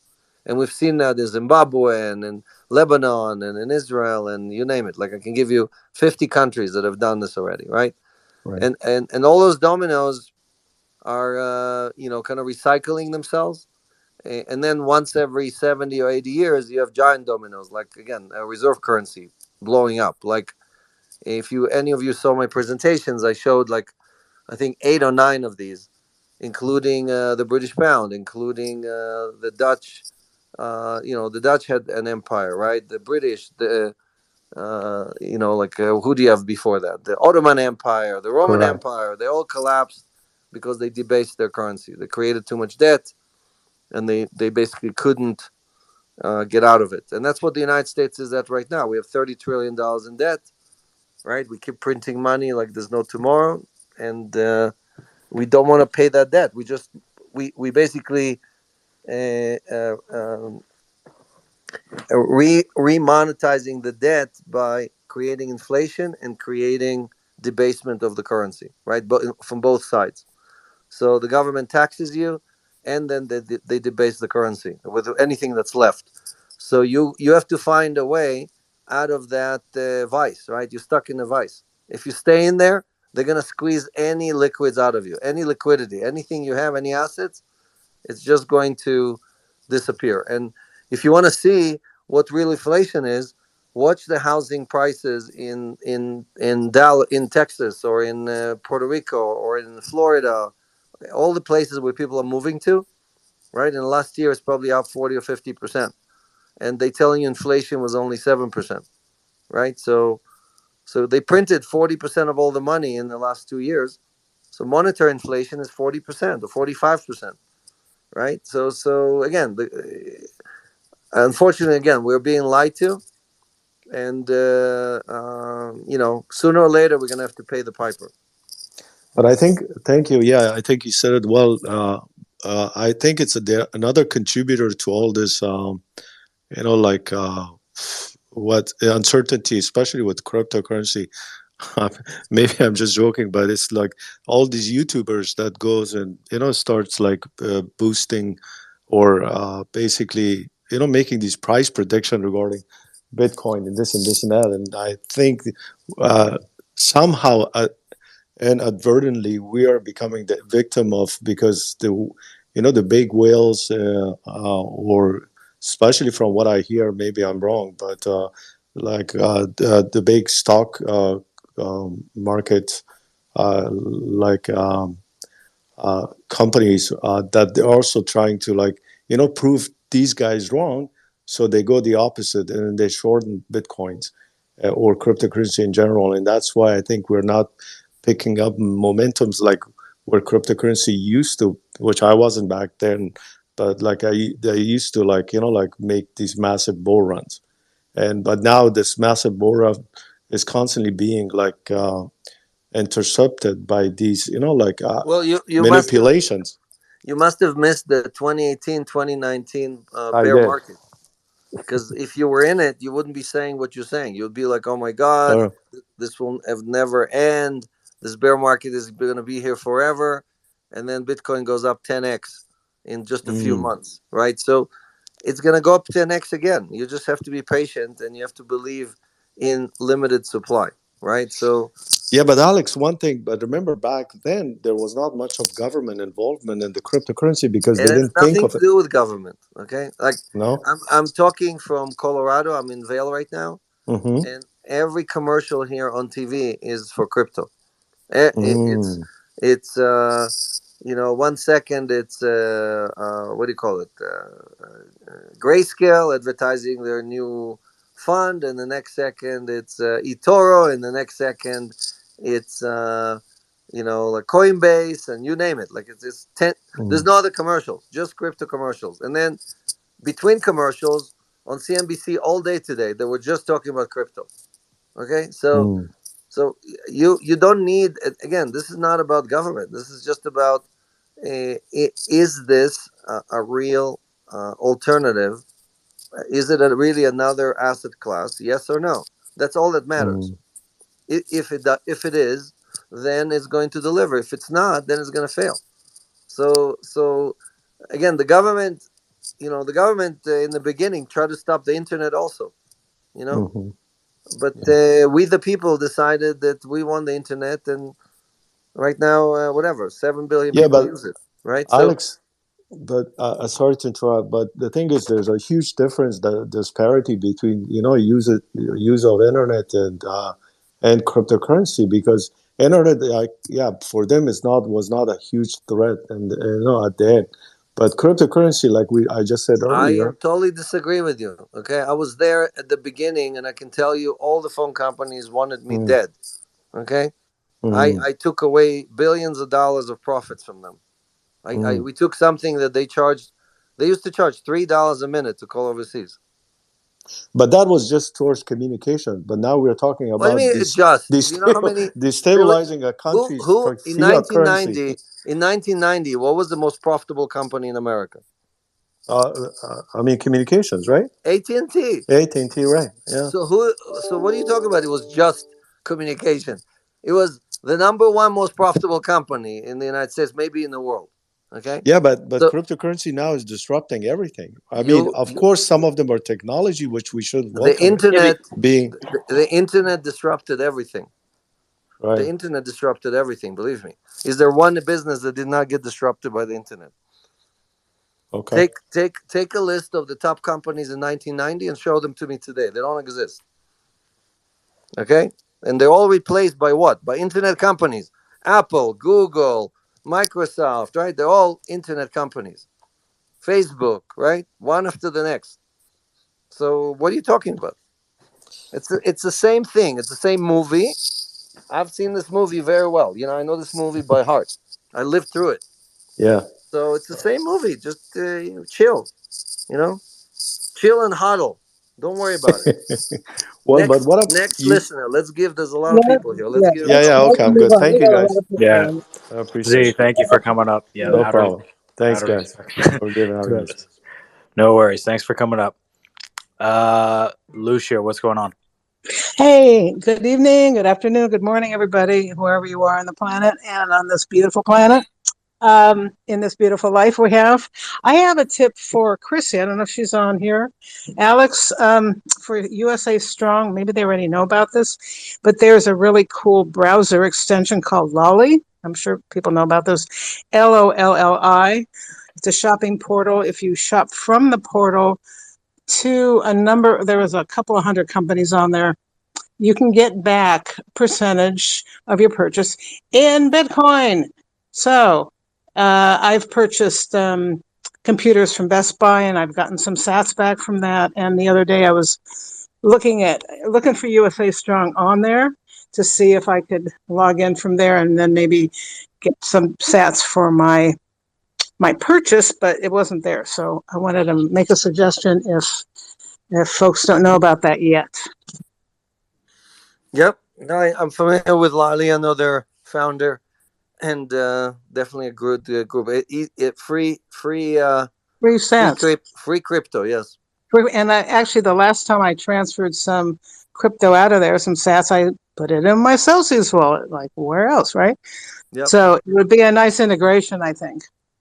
Yeah, we spoke to them. I met with the founder at the New Jersey Tech Meetup just not too long ago. So we just need to follow up on that. Zach or Josh, maybe you guys want to pick it up to reach out to them.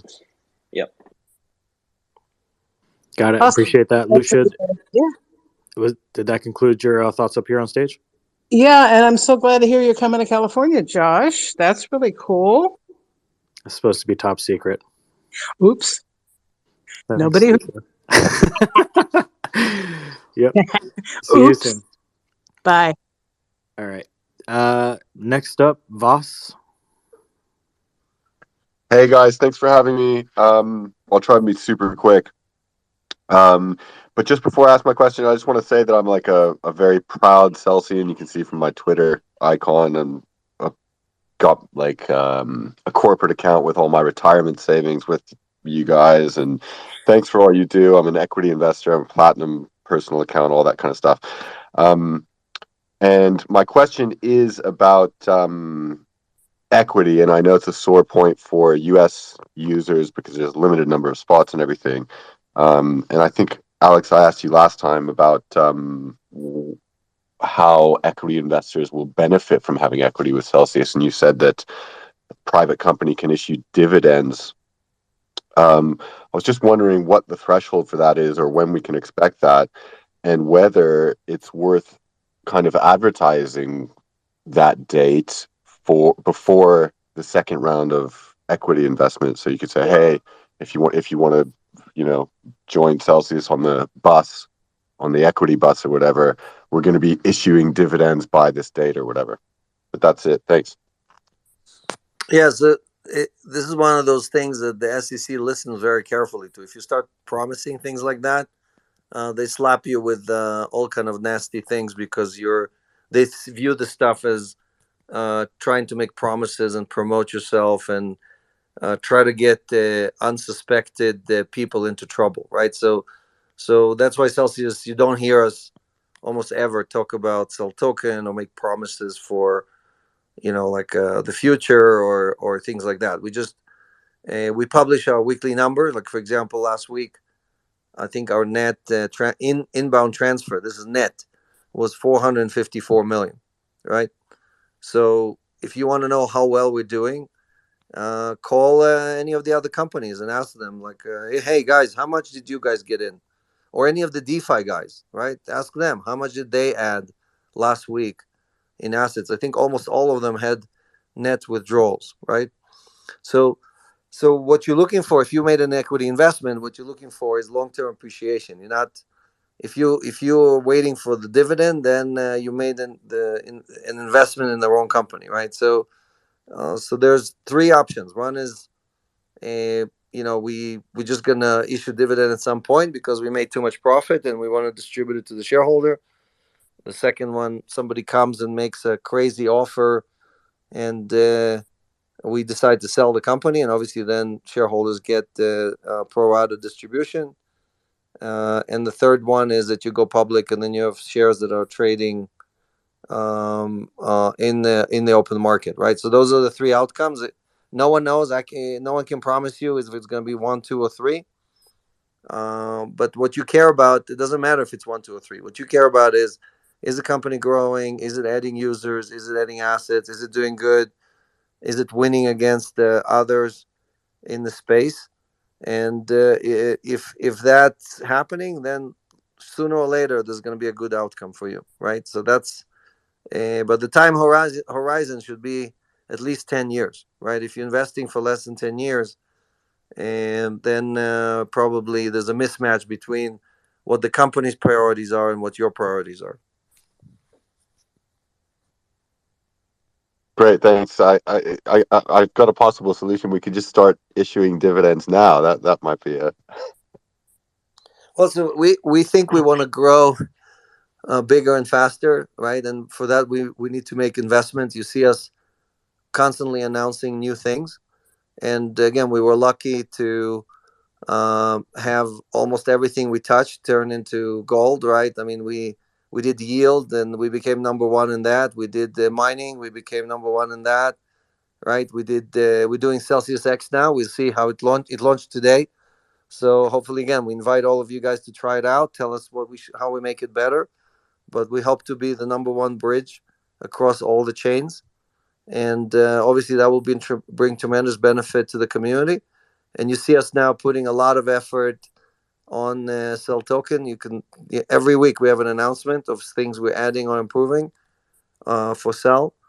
And we obviously want to grow that community very, very rapidly. And, I watched how much we're paying out in Cell, and that's growing very, very quickly, right? So I don't remember the exact number, but it was 1.8, then it was like 2, now it's 2.5 million that we're paying every week in Cell because people chose to earn in Cell. So that's the metrics that I pay attention to, and as long as those numbers are growing, again, we're excited when we pay more. You understand? But you have to understand the company Celsius owns half of the tokens, right? So there's no. I know some people are saying to me, "Well, you're giving so much to the community. There's nothing left to the shareholders." That's totally untrue. Again, the shareholders benefit twice. Once because we own half of all the tokens, the company, and second time because we're creating value in the size of the community, right? So again, just like I always use WhatsApp as an example.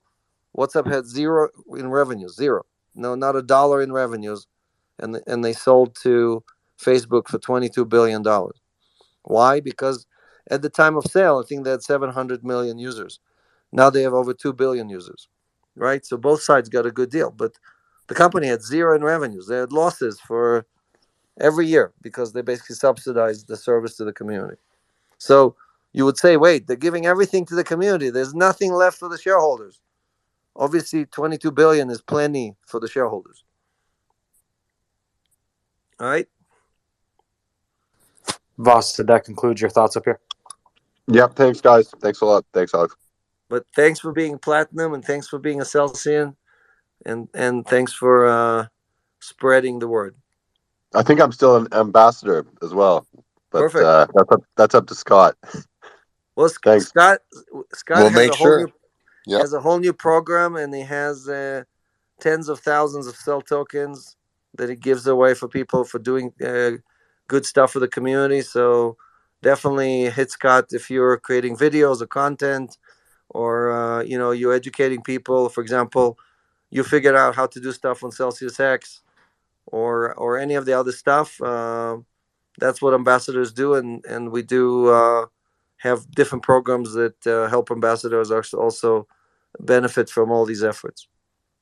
Exactly. And while you're on that point, Alex, I just want to let the room know that, yes, this is a new and improved ambassador program. It's not what you think. It's a lot more. So definitely, if anyone is interested, get in touch with me, and I'll be more than happy to share the exciting new developments that we have going on. So thanks for that shout out. Yeah, and again, everybody at Celsius, you don't have to be an ambassador. Everybody at Celsius can use their referral code. You get $50. The person who joins gets a $50. That's the best deal in crypto. I don't think anyone else has that kind of an offer. I know Coinbase offers $10, and a few other people offer $25. No one does 50 plus 50. And we do that because we rather give you the money instead of giving it to Facebook or Google or whatever, CoinDesk or any of these places, right? So we rather share it with the community. All you have to do is open your app, even if you have no money in it, doesn't matter, right? You just open the app, take your referral code, you send it to a few people. As long as they use it, you get $50, they get $50. Next question. Thanks for coming up, Voss. Imran, you're up next.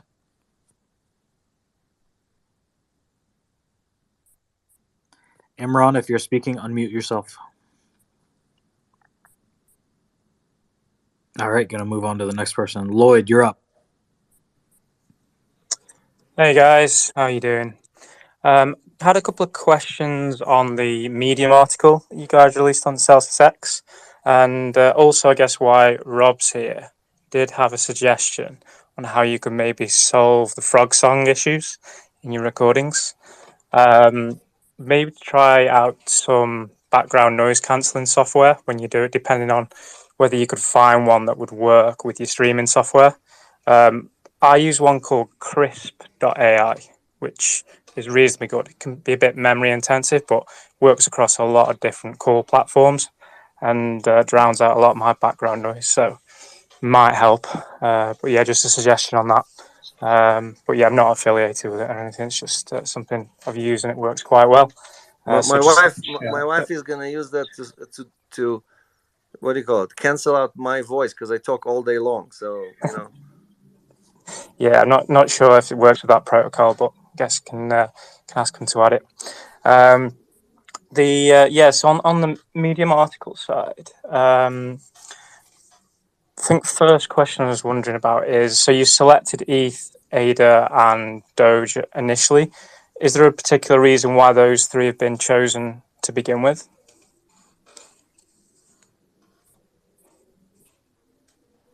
Josh Yeah, X. Yeah, go ahead. absolutely. So maybe we can start with a high-level overview. So we're looking for coins that are generally in the top 100 to start. The higher up in the rankings, the better, because there's high liquidity and a lot of user base for those tokens. So ETH, Cardano, and Doge are all in the top 20. And then secondly, we're looking for tokens that have greater opportunity for DeFi. So in the context of Cardano and Doge, bringing them onto a platform like Polygon, which has a very booming and growing DeFi ecosystem, essentially gives DeFi utility to these tokens, which currently don't have access to DeFi yet. So that's another reason for those. And then for ETH, this is to serve as sort of a canonical standard for ETH is basically one of the first tokens to bridge to any chain. So it's a great liquidity pair in this context. Mm-hmm. So the kind of those CX versions, is the use case mainly to be using to provide the liquidity, which I think you said the next guide's going to be about more so, is kind of those are the main kind of things it's going to be used for? So the way to think about this is there's this concept in DeFi called DeFi primitives. So there's three major DeFi primitives. The first one is AMMs or swaps. The second DeFi primitive is stablecoin. And the third DeFi primitive is lending and borrowing. So today, the AMM or swaps are enabled for the tokens. Tomorrow, in the short term here, we'll be partnering with a protocol for being able to collateralize stablecoins against your CX tokens. And then after that, we'll be lending and borrowing. So that's the DeFi primitives. And then you've got second layer derivatives, things like structured products, options, perpetuals, things like that. But those come after the DeFi primitives. Right. Okay. I mean, the big takeaway I got from the article, which no doubt you'll be pushing as a key selling point, will be the Matic kind of the fact that you don't have to pay the ETH fees on the bridge for Polygon, which of course you would if you were using the normal bridge. So I guess that's going to be a key point. But also, kind of in relation to that, will you be also introducing kind of Matic to be able to send over? Because then you could send it from your Celsius account and then use Matic on Polygon to use, which of course is kind of like their base token for fees. So could it be used in that way, or would it still be like a CX version and you couldn't use it in that way essentially for kind of Polygon gas? So in the context of Matic, we probably will have a CX token version of Matic at some point. Will it be on the Polygon blockchain? I think that's to be discussed, but for certain, when we go to other blockchains, let's say another EVM chain or a Rust-based chain, we'll have CX Matic. Cool. Okay. Thanks for clarifying those points. Interesting to see how it's all going to develop further. Thanks for coming up on stage, Lloyd. Did that conclude your questions? Yeah, all good, thanks. All right, Imran, looks like you got your mic back. Yeah, sorry, my phone was locked and I had to unlock it and unmute myself. So I know maybe I missed this because I listened to AMA from time to time, and I was curious about the on-ramp that hasn't been talked about of late. I know you guys are talking about a lot of other features and working on a lot of other initiatives, but where you can transfer funds easily directly from your bank to Celsius. I thought that feature was planned and had to be pushed back.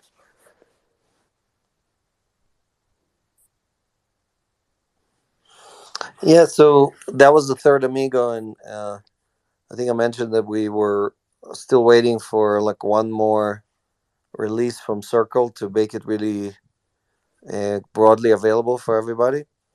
So it's better now, but it's still not the perfect experience that we want to have. And the minute again, it's not the technical issue. We already developed everything in December. It's I think because the regulators started cracking down at all these stablecoin issuers, they basically created much higher bar for all the companies to launch these things. And the minute we finish all the paperwork, we'll launch the service. So again, any day now we will be making the announcement. Okay, gotcha. I appreciate it. So I really enjoyed this audio interaction, because as somebody who's visually impaired, I know on YouTube you guys show a lot of videos as well and pictures, so those are not always described. So this is definitely a much better medium for somebody like me. So I appreciate this Yeah, conversation. that's why we do both, right? To try to cover. Well, some people are better visually, some people are better listeners, Yeah. and some people just like to read, right? So we do all three. And like Josh was saying before, we have content also on Medium and other places, and obviously the community has channels on Telegram and other places. So if you want to learn about Celsius, there's plenty of places to do it. Please share with the room. Again, we want to spread the word. We don't run commercials on TV, and the only way Celsius gets its members is by you guys telling your experience, sharing your experience with others. Also, again, we launched CelsiusX today, and because it runs on Polygon, there's no minimum transaction. You can do a $1 transaction because the fees are so low, right? So if you're new to DeFi, if you're new to crypto, you can't lose, right? The amount you're risking would be so negligible that it's really, it's less than a cup of coffee. So definitely, it's a great way to learn how crypto operates, how DeFi operates, what is wrapping, what is layer two. All these terms sound very uh, kind of like different, aliens for many people. And on Ethereum, unfortunately, again, you have to spend hundreds of dollars, and if you make a mistake, you risk losing all of it. Right here, Yep. you can try it with just a few bucks. True.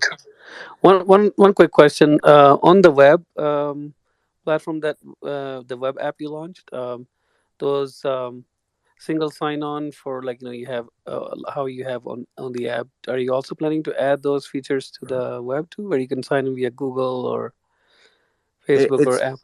it's live today. You can use your Google. I signed up today with my Apple ID actually. So Oh, you can do it with Apple ID. Oh, yeah. okay. So just it might be, if you don't see it, it's because your browser or your security system is blocking it.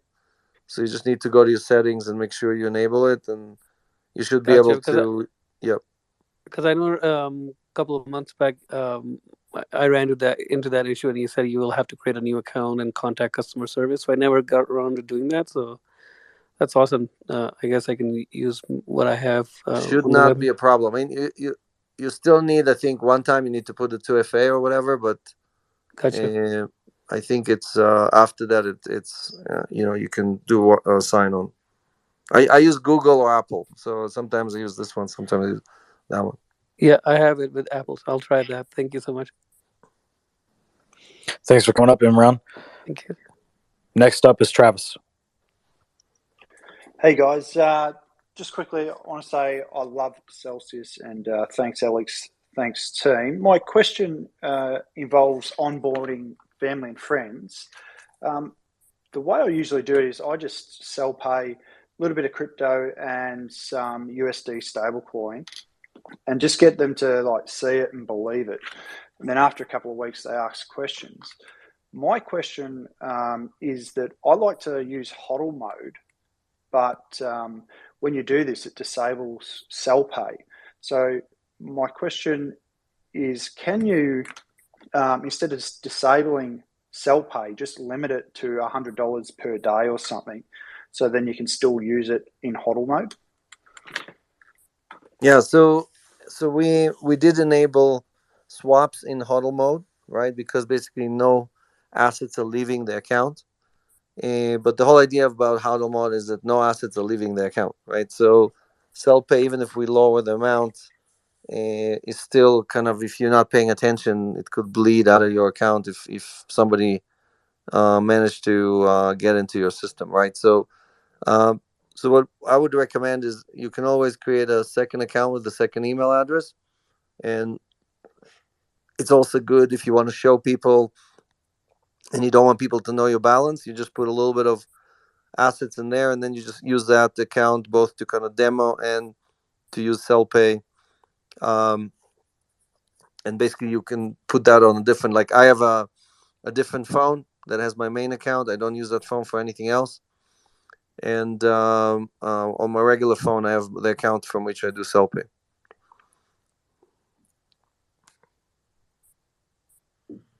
Travis, did that answer your question? He's already opening the second account, I guess. Yeah. Looks like Travis may have lost service, so I'm going to move on to the next person. Reagan, what's going on? Hey, Josh. Hey, everyone. Just two quick ones, hopefully. First one, regarding these, the promo codes for Cell, will they trigger, if you're earning in Cell, will that sort of trigger if you hit a threshold? No, it's based off transfer. So when new assets come into the wallet, that triggers the promo codes, and that's what will get you the reward lockup. Okay.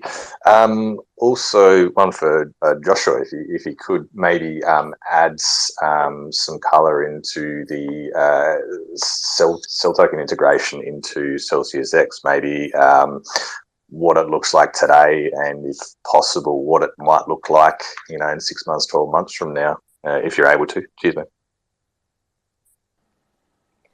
Yeah, I can definitely talk about what it looks like today. So CelsiusX is an engineering and technology department. So from that perspective, we do what we can from our expertise to enable utilities for Cell Token. And so the first one, which was sort of a soft release, and I've been monitoring the numbers from the back end, right? Which is that we enabled Cell Token deposits via Polygon. So that was entirely a infrastructure sort of thing that was enabled by CelsiusX technology, in collaboration, of course, with our core engineering team. With that being said, we're also sort of a R&D and brainstorming, DeFi brainstorming group. So with that, I can't reveal, specifics, but if you think about like all of the interesting tokenomics that DeFi has today, right? So you think about like curve wars, you think about bonding mechanisms, and you think about like what is the fundamental purpose of a token in a bridge? If you think about various other bridges that have tokens, these are things that we're thinking about as well. And CelsiusX is going to be very notorious for not pre-announcing things. So beyond that, I can't really tell you specifics, but do appreciate your question there, Reagan. That's awesome, man. Love it, and congratulations just to everyone. It's been a couple of weeks. Nice goal kicking. So well done to everyone. Also, just a quick one. If anyone wants to catch up on a recording of this, feel free to follow me on Twitter. I'll be up when it's finished. Cheers. Thanks, Josh. Yep. Thanks for coming up, Reagan. Socknug, you're up next. Yo, thanks for having me up. Obviously, today's the day I've been waiting for since I heard Alex and Sergey at SmartCon this past August. So thank you, Joshua, for all your hard work on CelsiusX. And I know I kind of touched with you a little bit on this, but Alex, I wanted to know is what your opinion is integrating the CX tokens into like existing EVM tools, such as like NFT minting and DAOs and stuff like that. Well, some of it is going to be us adding functionality and capabilities, and obviously all the projects are excited about this. They all want more liquidity and more fungibility and more utility. So what Celsius is doing is, like Polygon is one example, is obviously very excited about this. We had Sandeep here on one of the Twitter spaces. We just invested in Polygon as well. We're one of the large investors in their $450 million round. So these are all communities that we're putting together. We're building it together, But a lot of it is going to be also community driven, right? So if you look at the best projects in DeFi, they did not come from Ethereum or from Solana or from Cardano. They came from devs, right? Creating new implementations or new utility. And really, what these platforms are fighting over is convincing devs to work on their infrastructure instead of on somebody else's infrastructure. And what Celsius X does is basically makes all of this liquidity and all the EVMs essentially fungible across all the different platforms, right? So we don't care if it's Doge or if it's Bitcoin or if it's Ethereum. Suddenly, all of that is going to be available cross-chain natively, and now all of the platforms are going to compete with each other to provide incentives for you to launch or build on those platforms. So we're an enable. You know, Josh was talking about how we enabling or creating these primitives, but I look at it like enzymes, right? Like without enzymes, you can't process your food. It doesn't matter how much you eat. And CelsiusX is like, it's going to be thousands of different enzymes helping you break down everything and transport it across all the different chains in a safe way. So definitely looking to for collaborators on the CX ecosystem. You guys definitely don't. Sounds like you don't want to do everything yourself, and obviously success in DeFi does not come from just doing it all yourself. Yeah, I mean, we're again, we don't charge any fees. All of this is free, and our entire motto is to make stuff safely transportable between chains, right? So it's kind of almost like the opposite business model to all the guys that are trying to build bridges, right? So we don't believe in bridges. I think it's just not going to work. It's not going to scale. Too many opportunities for hackers and scammers, and these bridges are not universal. So if you think of Celsius, we're like a star. You can go with one hop basically to any other chain, and bridges are just bilateral arrangements. So if you have 200 blockchains, how many bridges do you need to connect all of them together, right? It's what do you call it? What's the word? It's order, not orders. Moronic? Sorry? Moronic? Well, yeah, Rat's nest. moronic would be good. I was just looking for the math formula, right? Of n minus one, whatever it's what's the word? Gosh, I blacked out. It's 200 times 200, right? Minus one. So 200 times 199. That's the number of connections you're gonna need. Versus just the star plus 200 blockchains, meaning 201. I think the common person's term would be rat's nest. Yes. So the math just doesn't work, right? I mean, and anyone who was thinking, look, Vitalik just 2 weeks ago tweeted saying, wrote a long, post talking about how he believes that instead of bridges, we're gonna have to go native, and we're gonna have to use CEFI. So he just forgot to mention Celsius, but then everything else he said was exactly what we do. Permutations, I think was the word. Yep. Do you imagine the rollout to U.S. users being similar to swaps, or is that like a different beast? Or am I poking the bear? Look, just because we don't give you access doesn't mean you don't have access, right? You can go on Polygon and do whatever you want to do, right? Mm-hmm. The issue is just that, again, we are being super conservative. We are more conservative than the SEC. Okay, think about it that way, right? So Celsius is like Coinbase have coins that Celsius would not list. You understand? Like half of the coins that Coinbase has right now that you can trade on, Celsius would not list. No way to earn yield from a lot of them. I understand, but I'm saying that's why we're so conservative, right? So just because we don't sell it to you, our business, look, all these other guys, they make all their money selling you crap, right? They like Coinbase.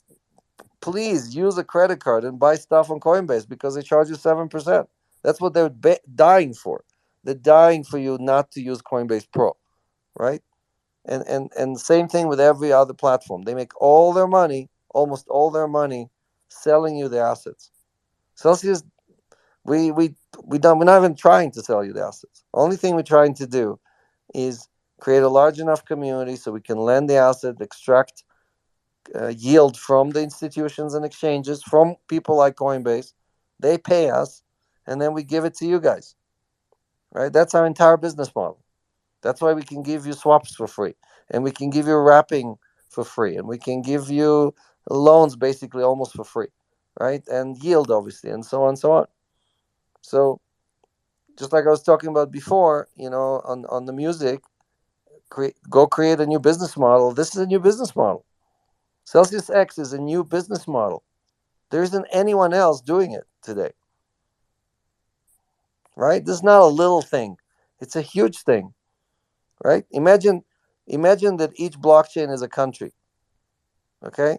And if you wanted to go from one country to another, you would have to get on an airplane, and half of those airplanes crash and burn, and all the people on those airplanes die.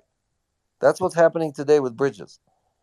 And instead of an airplane, we're telling you, look, we have a teleportation system. You want to go to France, go into this machine, and you come out of the other machine on the other side natively in France. And you can come back, and you'll be back in the United States.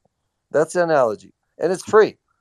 Instead of paying money on that airplane that may crash on your next flight, how about a free transportation and free minting and wrapping, and Celsius stands behind it with...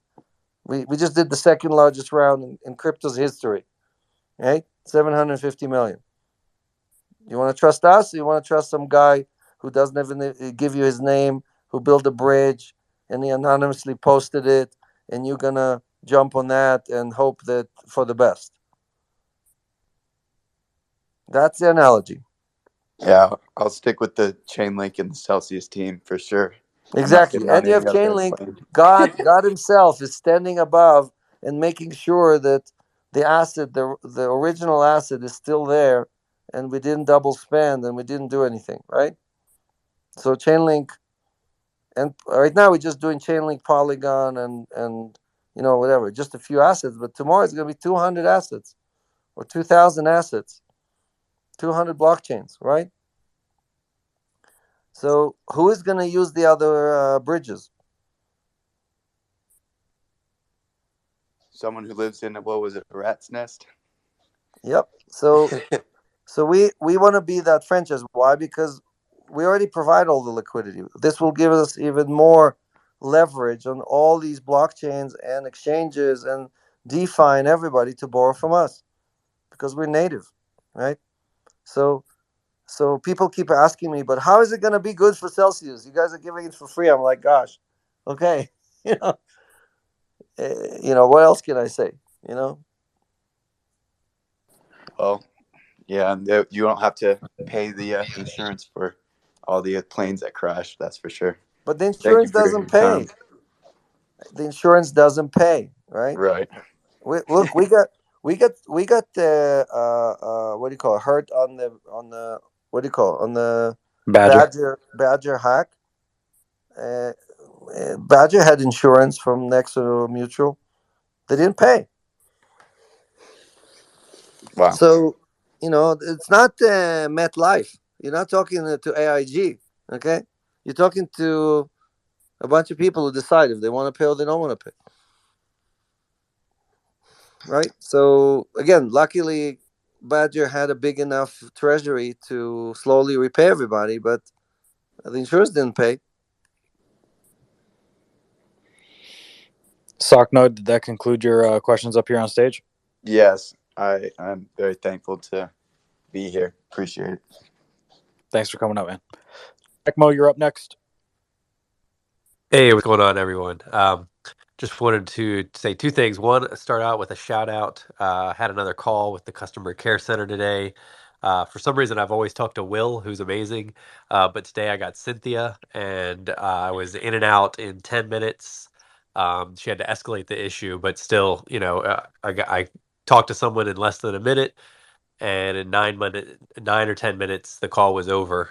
So just a shout out to the care center.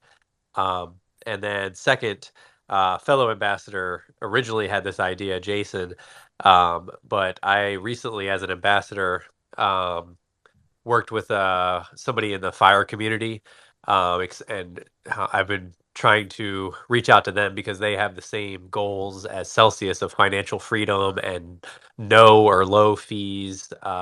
And I've talked to Scott a little bit about this as well. But I spent like an hour on the phone kind of answering his questions, and he was looking to, he said, I got, a lot of money just sitting in my bank account. And, I did a presentation on Celsius, and he was like, it's really attractive to him as an option. And I told him, I was like, hey, here's my referral code.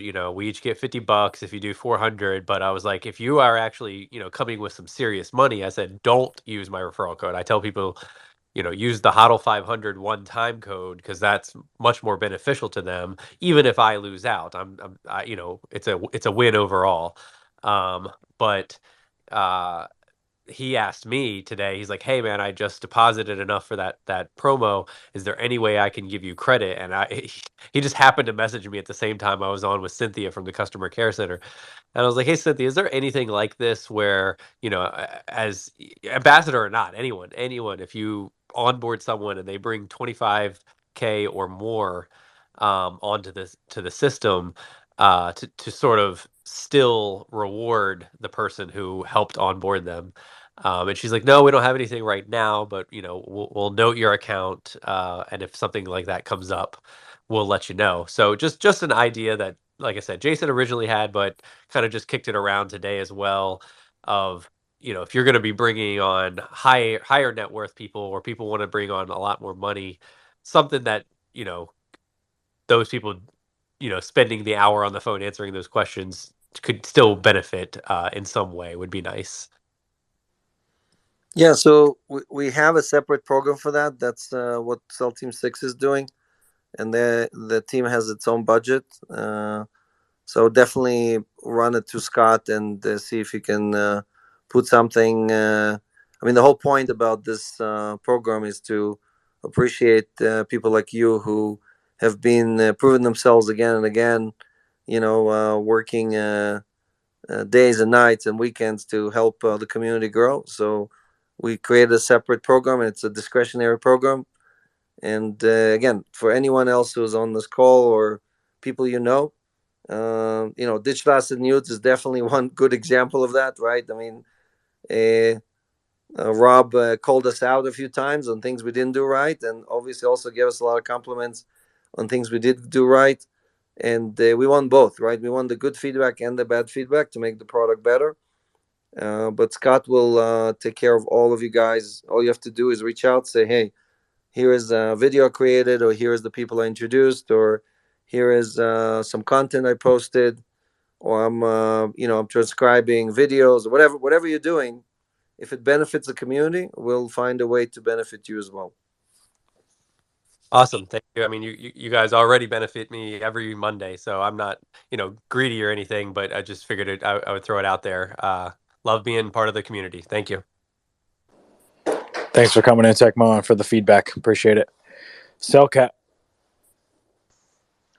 Hey, I just want to congratulate you guys. Fantastic launch. The last few months has felt like Alex was loading up his Infinity Gauntlet, and today was the Thanos snap for the interoperability initiative, because this is huge, right? Like this is the thing. This is the thing that we needed. So a lot of people don't get it right now. But this is the infrastructure that's going to unite all of crypto. This is huge. Massive. Yeah, well, credit goes to, Carl and Josh and everybody else on that team. They've been really working super hard to hit the deadline.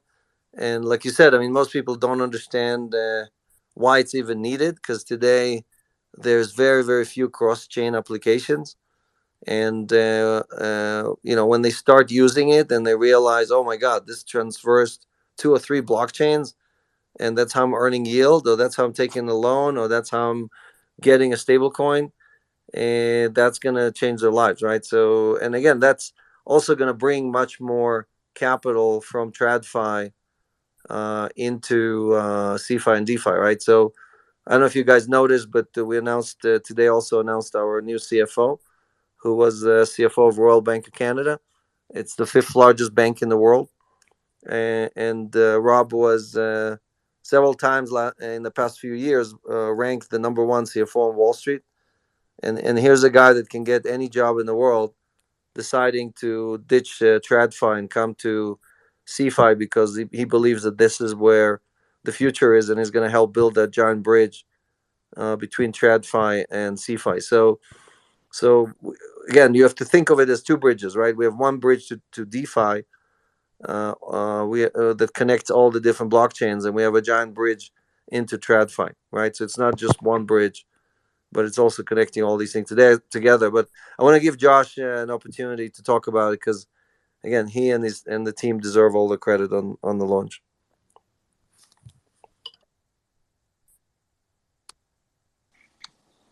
Yes, Elkat, want to say thank you as well. I know that you are a very strong advocate for Celsius in the community, and you push out very good content, both on the video side as well as on your commentary. And I think also, I think you gifted, you together with a few other Celsians gifted the CelsiusX team a couple of NFTs, and I just wanted to say thank you for that as well.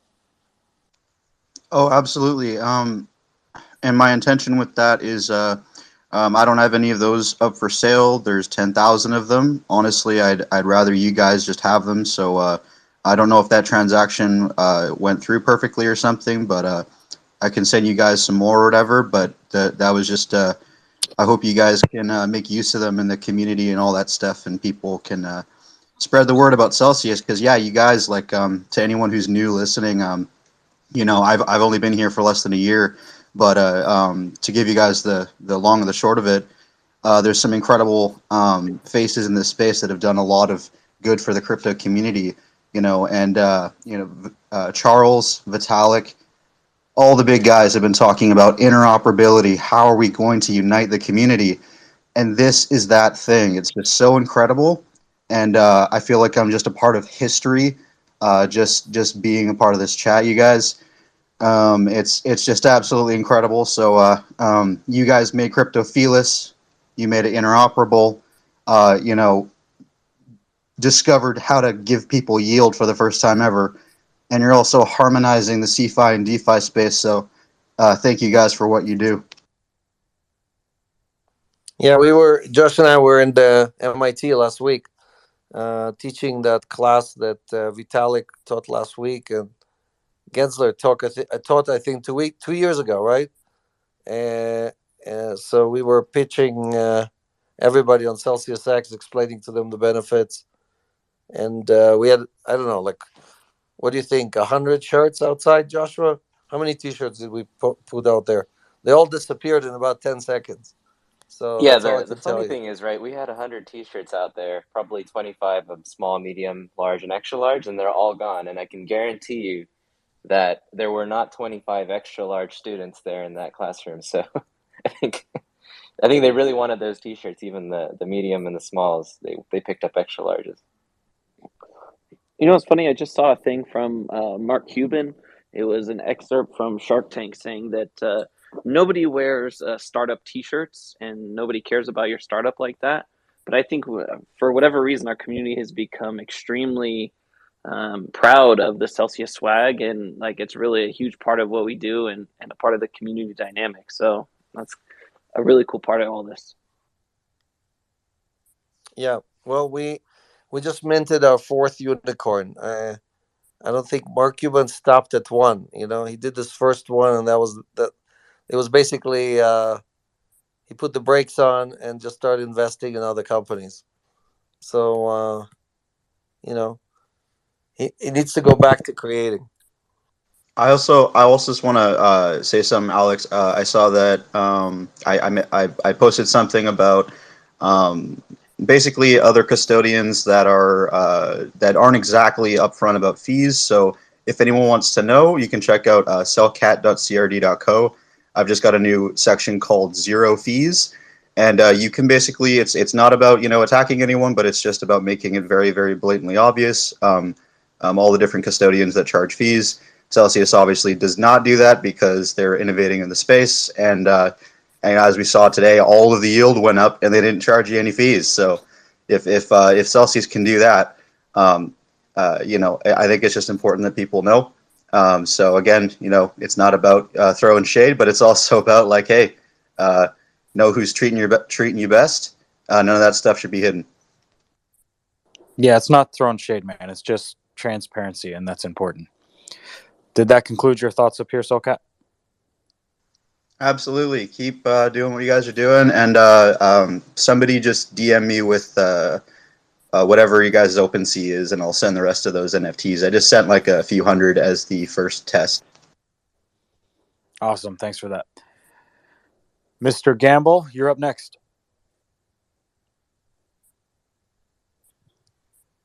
Hey guys, hey, thank you for taking my question. I got a quick question. Hey, are you guys are looking into adding more stablecoin, like UST for the APY? Yeah, Josh, you want to take it? Sure. If I understand the question is, are we going to support more stablecoins onto the platform? Is that correct, Mr. Gamble? Yes, sir.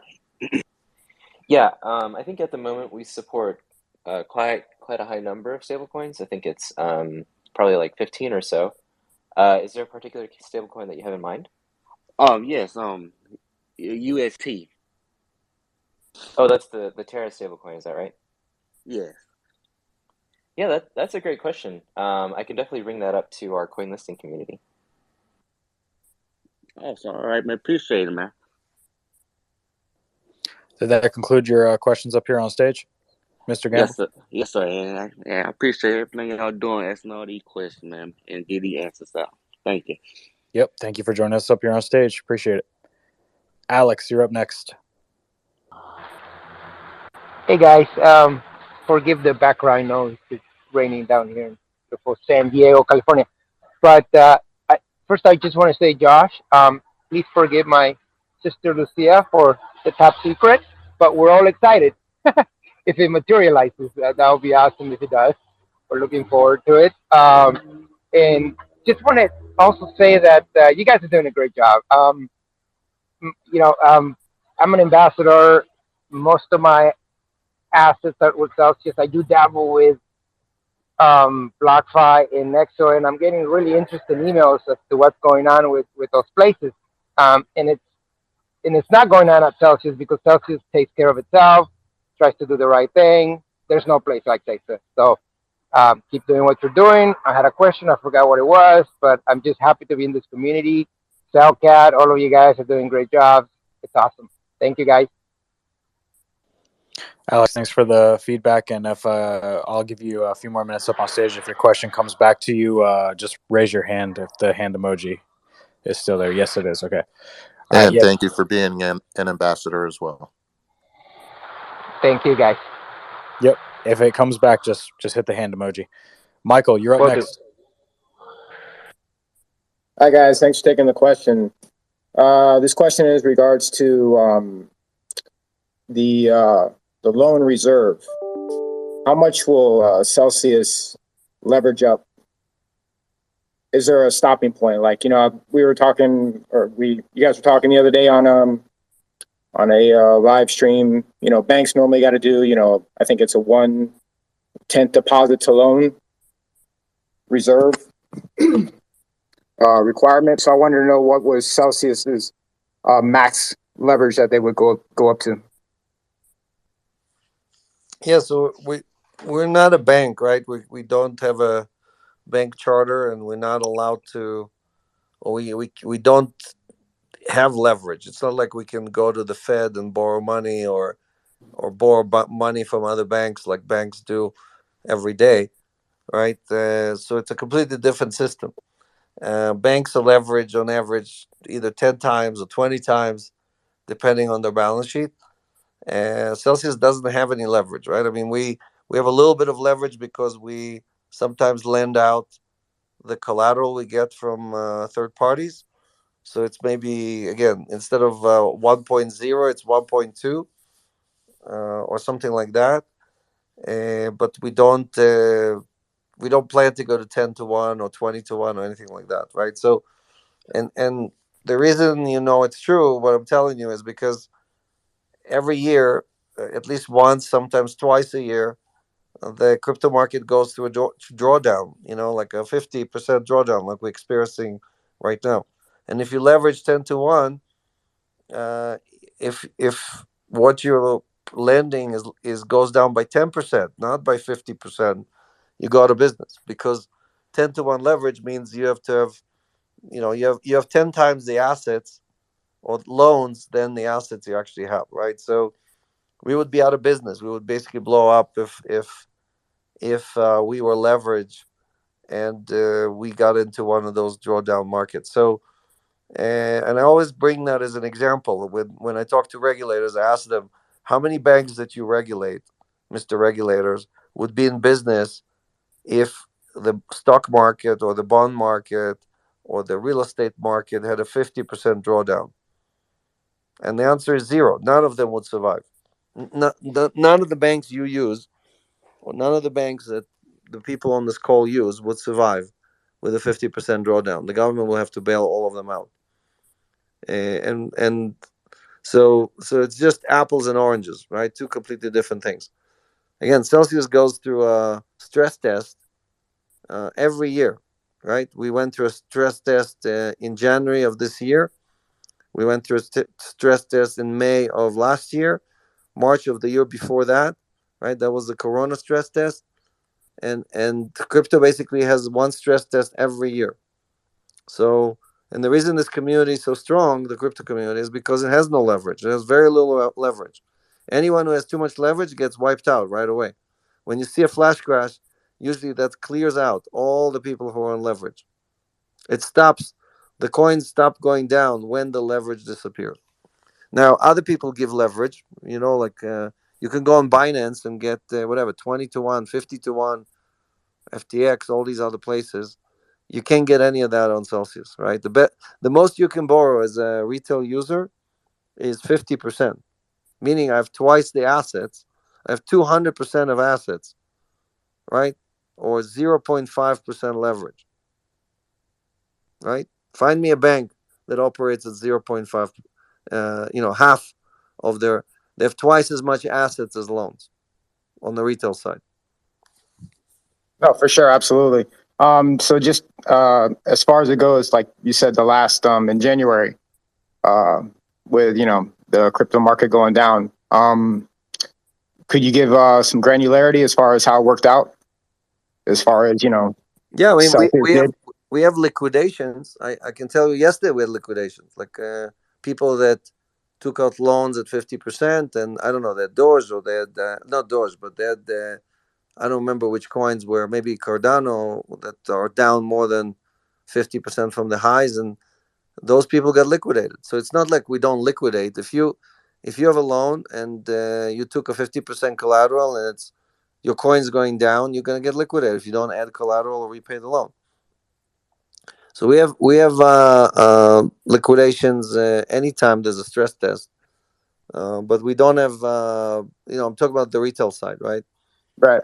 On the institutional side, we did not have a single liquidation in January. I don't know of one. I talked to the traders that they told me they didn't have a single liquidation, meaning every counterparty on the institutional side provided the collateral or returned the loan. So we had no issues on the institutional side. No, that's great. That's great. But obviously, there is some reserves that you keep for these drops in the market, right? Obviously. Well, they're not reserves. They're liquidity, meaning at any time we have 10 or 20% of the assets just sitting liquid. They're not lent out, because if a big user comes and they want to withdraw $10 million, we got to give it to them immediately. Now, try your bank. Go to your bank and try to withdraw all your money in cash and see what happens. They'll tell you, sorry, we don't have that cash. Right now, the requirements for banks are zero. A bank does not have to have any cash reserves. It used to be 10%. They must have 10% in cash reserves. Now it's zero. If you don't believe me, do a Google search. Do a search for how much Yeah, they got rid US of that banks. as right after COVID as part of the recovery. They removed the reserve requirement and have never brought it back since. Right. Yeah, that's crazy. So Celsius, we don't have that. We can't go and borrow money from the Fed, right? So we must return the assets you gave us. Our promise is that we will give you everything back in 3 days, but normally you get it back in a few minutes. We don't hold it back. Gotcha. Appreciate it, sir. Thank you for Yep. the time. Michael, thanks for coming up. Appreciate it. Kibbs, you're up next. Oh, hey guys, how's it going? Just wanted to ask Alex the serious question here. How's the snowboard? Yep, I was touting the snowboard, but I took 4 of my kids here skiing, and 2 of them one is 6 and one is 9. So I had to get on skis and not on the snowboard because you can't teach people skiing while you're snowboarding. So I've I been didn't. trying that for like 2 years. Yeah, Yeah. it doesn't work too great. No, you got to be on skis and you got to chase them on skis. So I had a great time. I'm heading back to New York tomorrow, and the kids had a great time. I think perfect weather. We didn't. It was 48 degrees, I think, or something like that, and just beautiful. Beautiful mountain, and so. But the board is not. The board did not get any action. So nothing to post. Boo. Yes. I was hoping to see something fun, but Yeah. actually, on the topic though, I see that on Chrissy's website there with the USA Strong, you can buy the skateboard with international shipping, but I don't see that international shipping option there for the snowboard, and I'm not sure. Maybe it doesn't matter, or what happens Well, there. each seller has their own kind of selection of what they cover, and a lot of sellers just don't know, like they just ship UPS or whatever, or USPS, like, so they don't. International Yeah. is a little more complicated. You got to put like a bill of lading and this and that, so they just don't offer that. But if you reach out to them, to the USA Strong team, and they'll arrange for you if you need international shipping. Gotcha. Good to know. All right. Yeah, And you then can post a video before me, right, of doing a half pipe or something.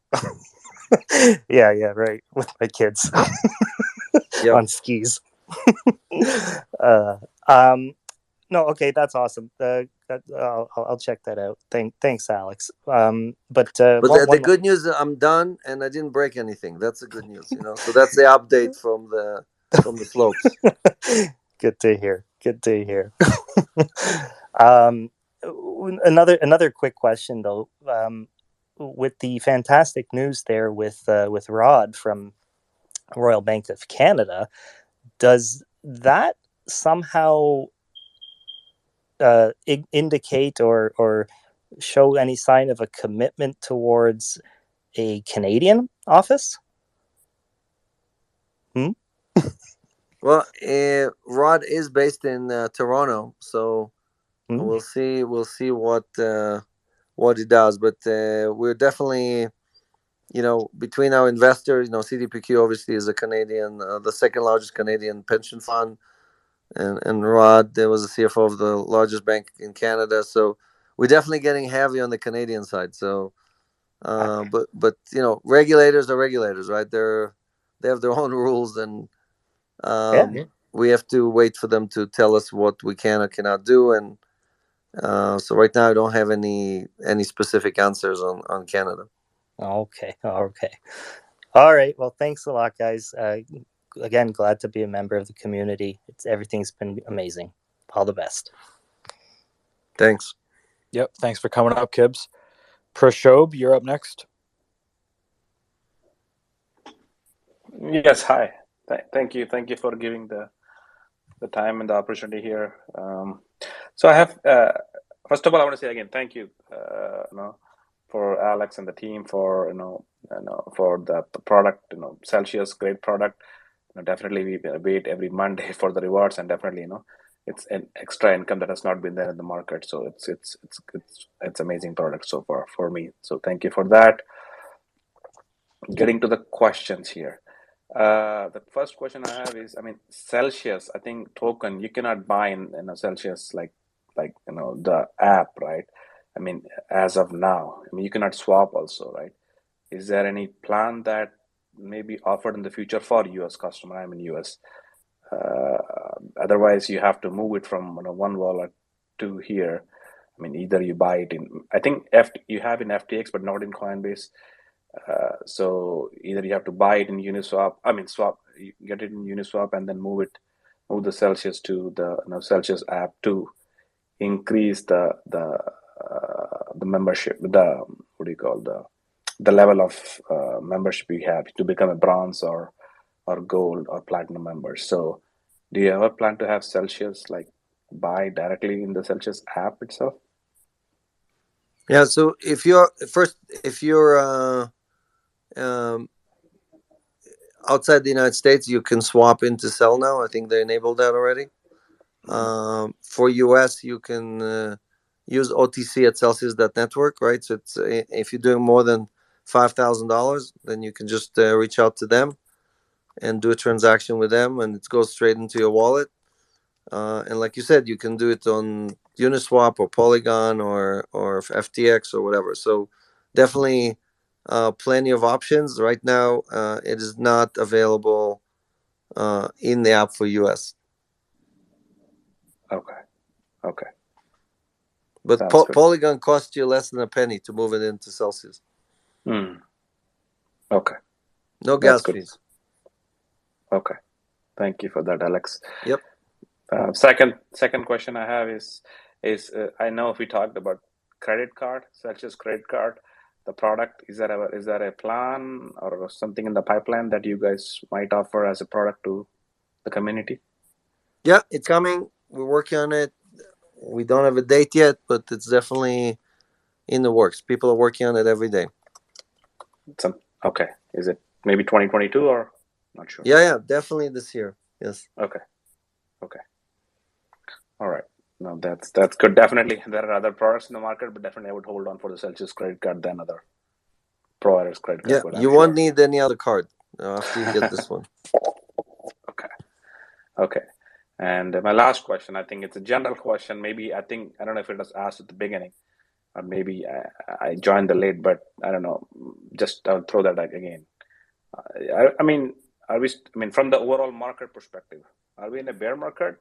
Do you think it's still bull market, or and because of so much of uncertainty going on, and we probably gonna see the pump back in 2024, after the next halving. And so, just a general trend. I know you probably get same questions from the reporters and from the news channel, but just want to see if you have something different.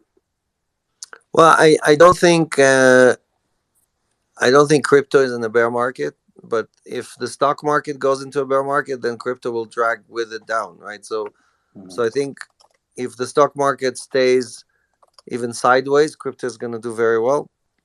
But if if we go to war over Ukraine or over China or over something else, obviously the stock market is going to take a big hit.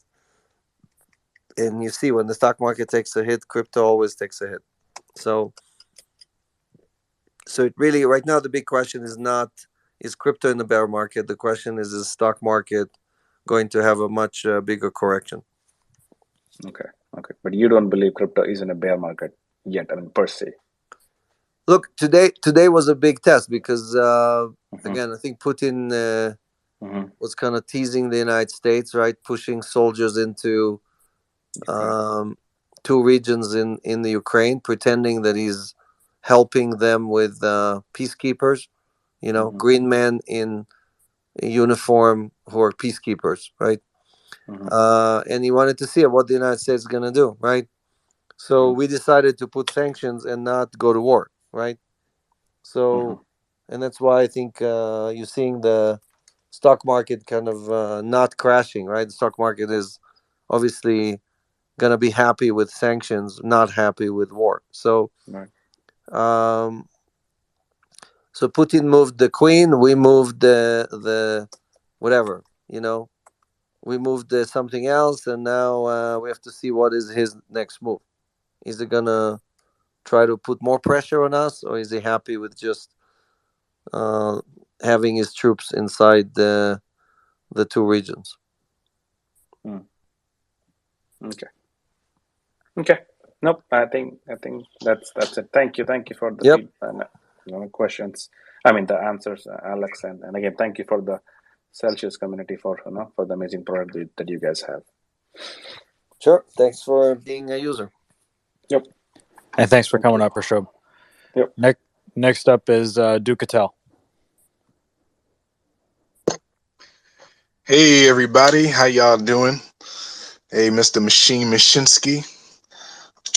So it's been a little while since I've asked about the Bitcoin Lightning Network. I think it's been just over a year. I was hoping that maybe we might have some further information about implementation of that directly in the app, or maybe even on CelsiusX. Yeah, I pinged the team recently again, Carl, and I think Joshua as well, about what is the best use case for Lightning. I mean, again, I'm not a big believer in Lightning as a payment system. I don't believe Bitcoin is a good form of payment. Like I say, always find me one person who's happy that a year ago, or 2 years ago, or 10 years ago, they made a payment with Bitcoin and they wouldn't reverse the transaction. If you gave them an option to reverse the transaction, they wouldn't say immediately, of course, yeah, let's reverse it immediately, right? So you can't have a payment system in which every customer is disappointed after a year or two, right? So my challenge to my team is to find a different use case, right? And I think if you look at what you know, what's his name in Block? I keep forgetting his name. The CEO of Jack Dorsey. Jack Dorsey. If you look at what Jack Dorsey is working on, you look at what Elon is working on with Doge, right?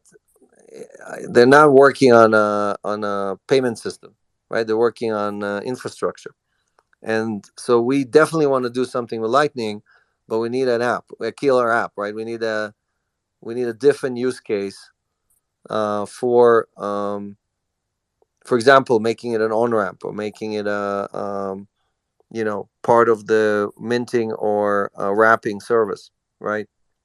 That uses the Lightning as an inbound and outbound bridge. But let me give Joshua's a great thinker, so let me give him a chance to tell us what he thinks. All right, no doubt. I mean, it sounds like you might be talking about what Jack Mallers did with Lightning on his Strike app, where he utilizes the Lightning network to transfer cash balances back and forth.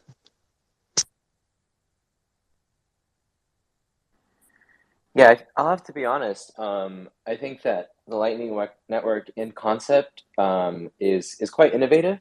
It's a brilliant sort of IOU type concept, opening up these channels between various parties and instantly and costlessly transferring Bitcoin. I think that's a really cool technology. Unfortunately, it's not getting the adoption that we all hope for. So it seems to indicate that the market or the wider public is just not appreciating this technology. So, then the question becomes like, well, is there a better way to transfer Bitcoin? Because that's essentially the underlying functionality of what the Lightning Network is. And perhaps, I'm of the thesis that in the future, there will be more, let's call them wrapped versions of Bitcoin than there are Bitcoin in circulation. So it's very likely in the future that maybe a majority of the circulating Bitcoin is actually just locked as reserve, as collateral for wrapped versions of Bitcoin, because wrapped versions of Bitcoin can essentially traverse across any network, whereas Bitcoin can only traverse across the Bitcoin network. And then also wrapped versions of Bitcoin have more use cases. So native Bitcoin can only be sent from person A to person B, whereas wrapped versions of Bitcoin can interact with like things like DeFi and smart contracts. Again, can be transferred to any network. So I don't know if Lightning Network will be the solution for Bitcoin transfers. Perhaps it's a wrapping solution, but that's to be determined.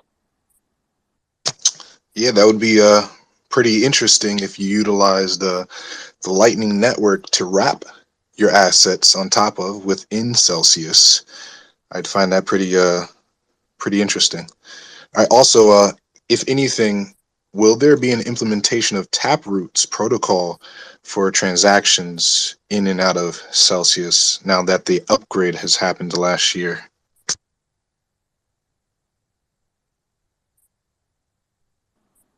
So the Taproot upgrade is, I think, a really excellent one. It improves the scripting capacity of the Bitcoin network without compromising its non-Turing completeness. I can't speak for Celsius as a whole with regards to how we may integrate Taproot, though from the perspective of CelsiusX, we are very much interested in these Bitcoin sidechains that are using Taproot. So think chains like Sovereign as an example. And integrating in these types of chains are definitely within the realm of possibility. All right, no doubt. Last, and I'm sorry, I do have a third question. Is there going to be an implementation of setting aside a certain amount of funds for liquidations? I know for a fact that I have money already in my account for if a liquidation happens, but I have to manually like press it after I'm, called with my margin on my email. Is there going to be a way where I can just, set aside half of what I'm holding for my Bitcoin that's already collateralized and whatever's sitting in my account, just take half of that and use that for just in case a liquidation happens? Yeah, I think we learned a lot of lessons from the last market downturn when it came to loans and liquidations. A big problem was people weren't able to preemptively add collateral until they got a margin call. And I think Tal saw this and really realized the need for this. So it's going to require some development work, but we're going to have much more flexibility in when and how much you can add collateral to these loans during market turmoil. All right, thanks a lot. You guys are doing a great service, man. And I tell everybody over here at this command about Celsius. And I look forward to getting out the Navy so someday I can go full blockchain. Hoo-yah. Y'all have a great day. Thanks so much. Thanks for being a Celsius. Thanks for coming in, Ducatel. Appreciate it. Norm, what's going on? Hi, gentlemen. Been a little while. This field of cryptocurrency is getting more complicated than ever. It just seems to get more complicated, so I hope there's going to be a good front, simple end, a Steve Jobs front end on the Celsius app to get through all that stuff simply for people without them having to know how it's happening. I want to congratulate Celsius for raising the earn rates, which is my number one priority. I want to congratulate Alex for teaching at MIT, where I was born in Cambridge and I was accepted at MIT. I didn't go there, but I was accepted.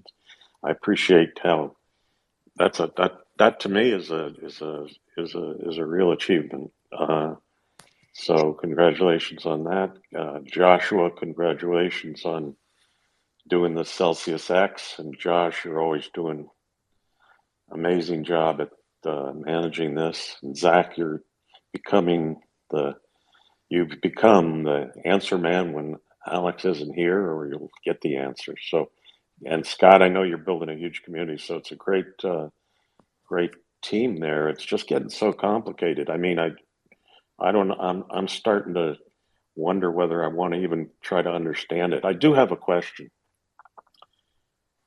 When you wrap a coin and you have to hold the original coin, you wrap Bitcoin, let's say you have it, or Ethereum, and you have Ethereum being held, then you have to hold the Ethereum while you have the wrapped Ethereum.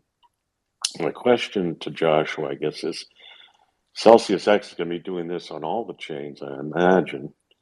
And I think we spoke one time a while ago. It said that you could kind of lend on both chains as holding it as collateral. So you're doubling the amount of money that you're able to lend on just on one chain, and then quadrupling it if you do 4 chains. Is that a fact, or am I misunderstanding something? Yeah, Norm, we're not pulling your chain. Okay, the chain link is monitoring, right? Their proof of reserve is exactly the service, a third party service that is monitoring your original Bitcoin or original Ethereum and make sure that it's still there and it's not being used for anything, right? Otherwise, you'd be double spending it or double deploying it, right? The wrapped one and the original one. So the whole point of bringing in Chainlink and proof of reserves, that's what we launched dates. We didn't just launch the wrapping service. We also were the first, I think, Josh would tell me if I'm wrong, but I think we're the first to launch the proof of reserves protocol with Chainlink now monitoring every transaction to make sure that the original asset is there and it's in pristine condition. So the Bitcoin that's held by Chainlink is not being It's not. used It's not. as it can't be used as a source of. The Chainlink does not hold anything. Chainlink is just looking at the blockchain, and it says, "Does Celsius hold the original Bitcoin? Does Celsius hold the original Ethereum, or did it send it to somebody or lend it to somebody? Right? Is it moving or is it sitting still the way it's supposed to? Is it still in Celsius custody or did Celsius move it?" And then they report on it to everybody. So, because they're an independent party, right, their job is to be a true and pristine oracle, right? That's their only job.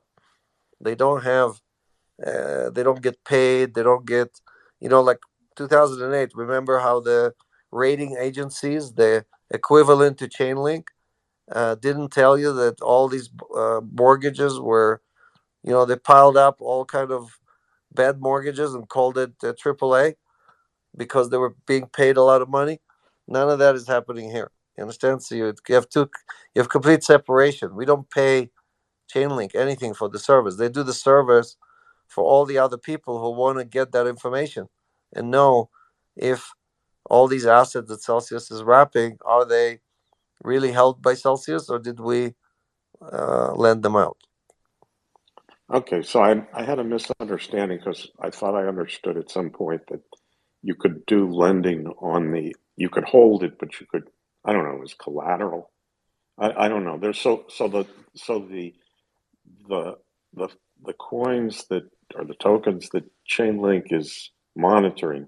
Those things are basically, you might say, in cold storage. Then. Yep, they're held, and then our job is to create utility or use case for Dogecoin on Polygon or for Ethereum on Polygon or for anything on anything, right? We have to create utility for that. Otherwise, wrapping it doesn't do anything, right?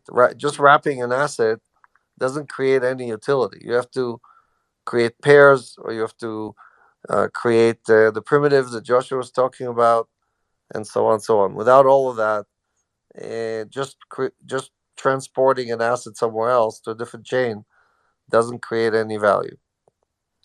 So that sounds somewhat tough because you're taking the original token and you're wrapping it, and then you're trying to find utility on the wrap side. I can see because the fees, there's going to be less fees, so there's a lot of ease in moving it around easier. I suppose that's Yep. a large Look, part of it.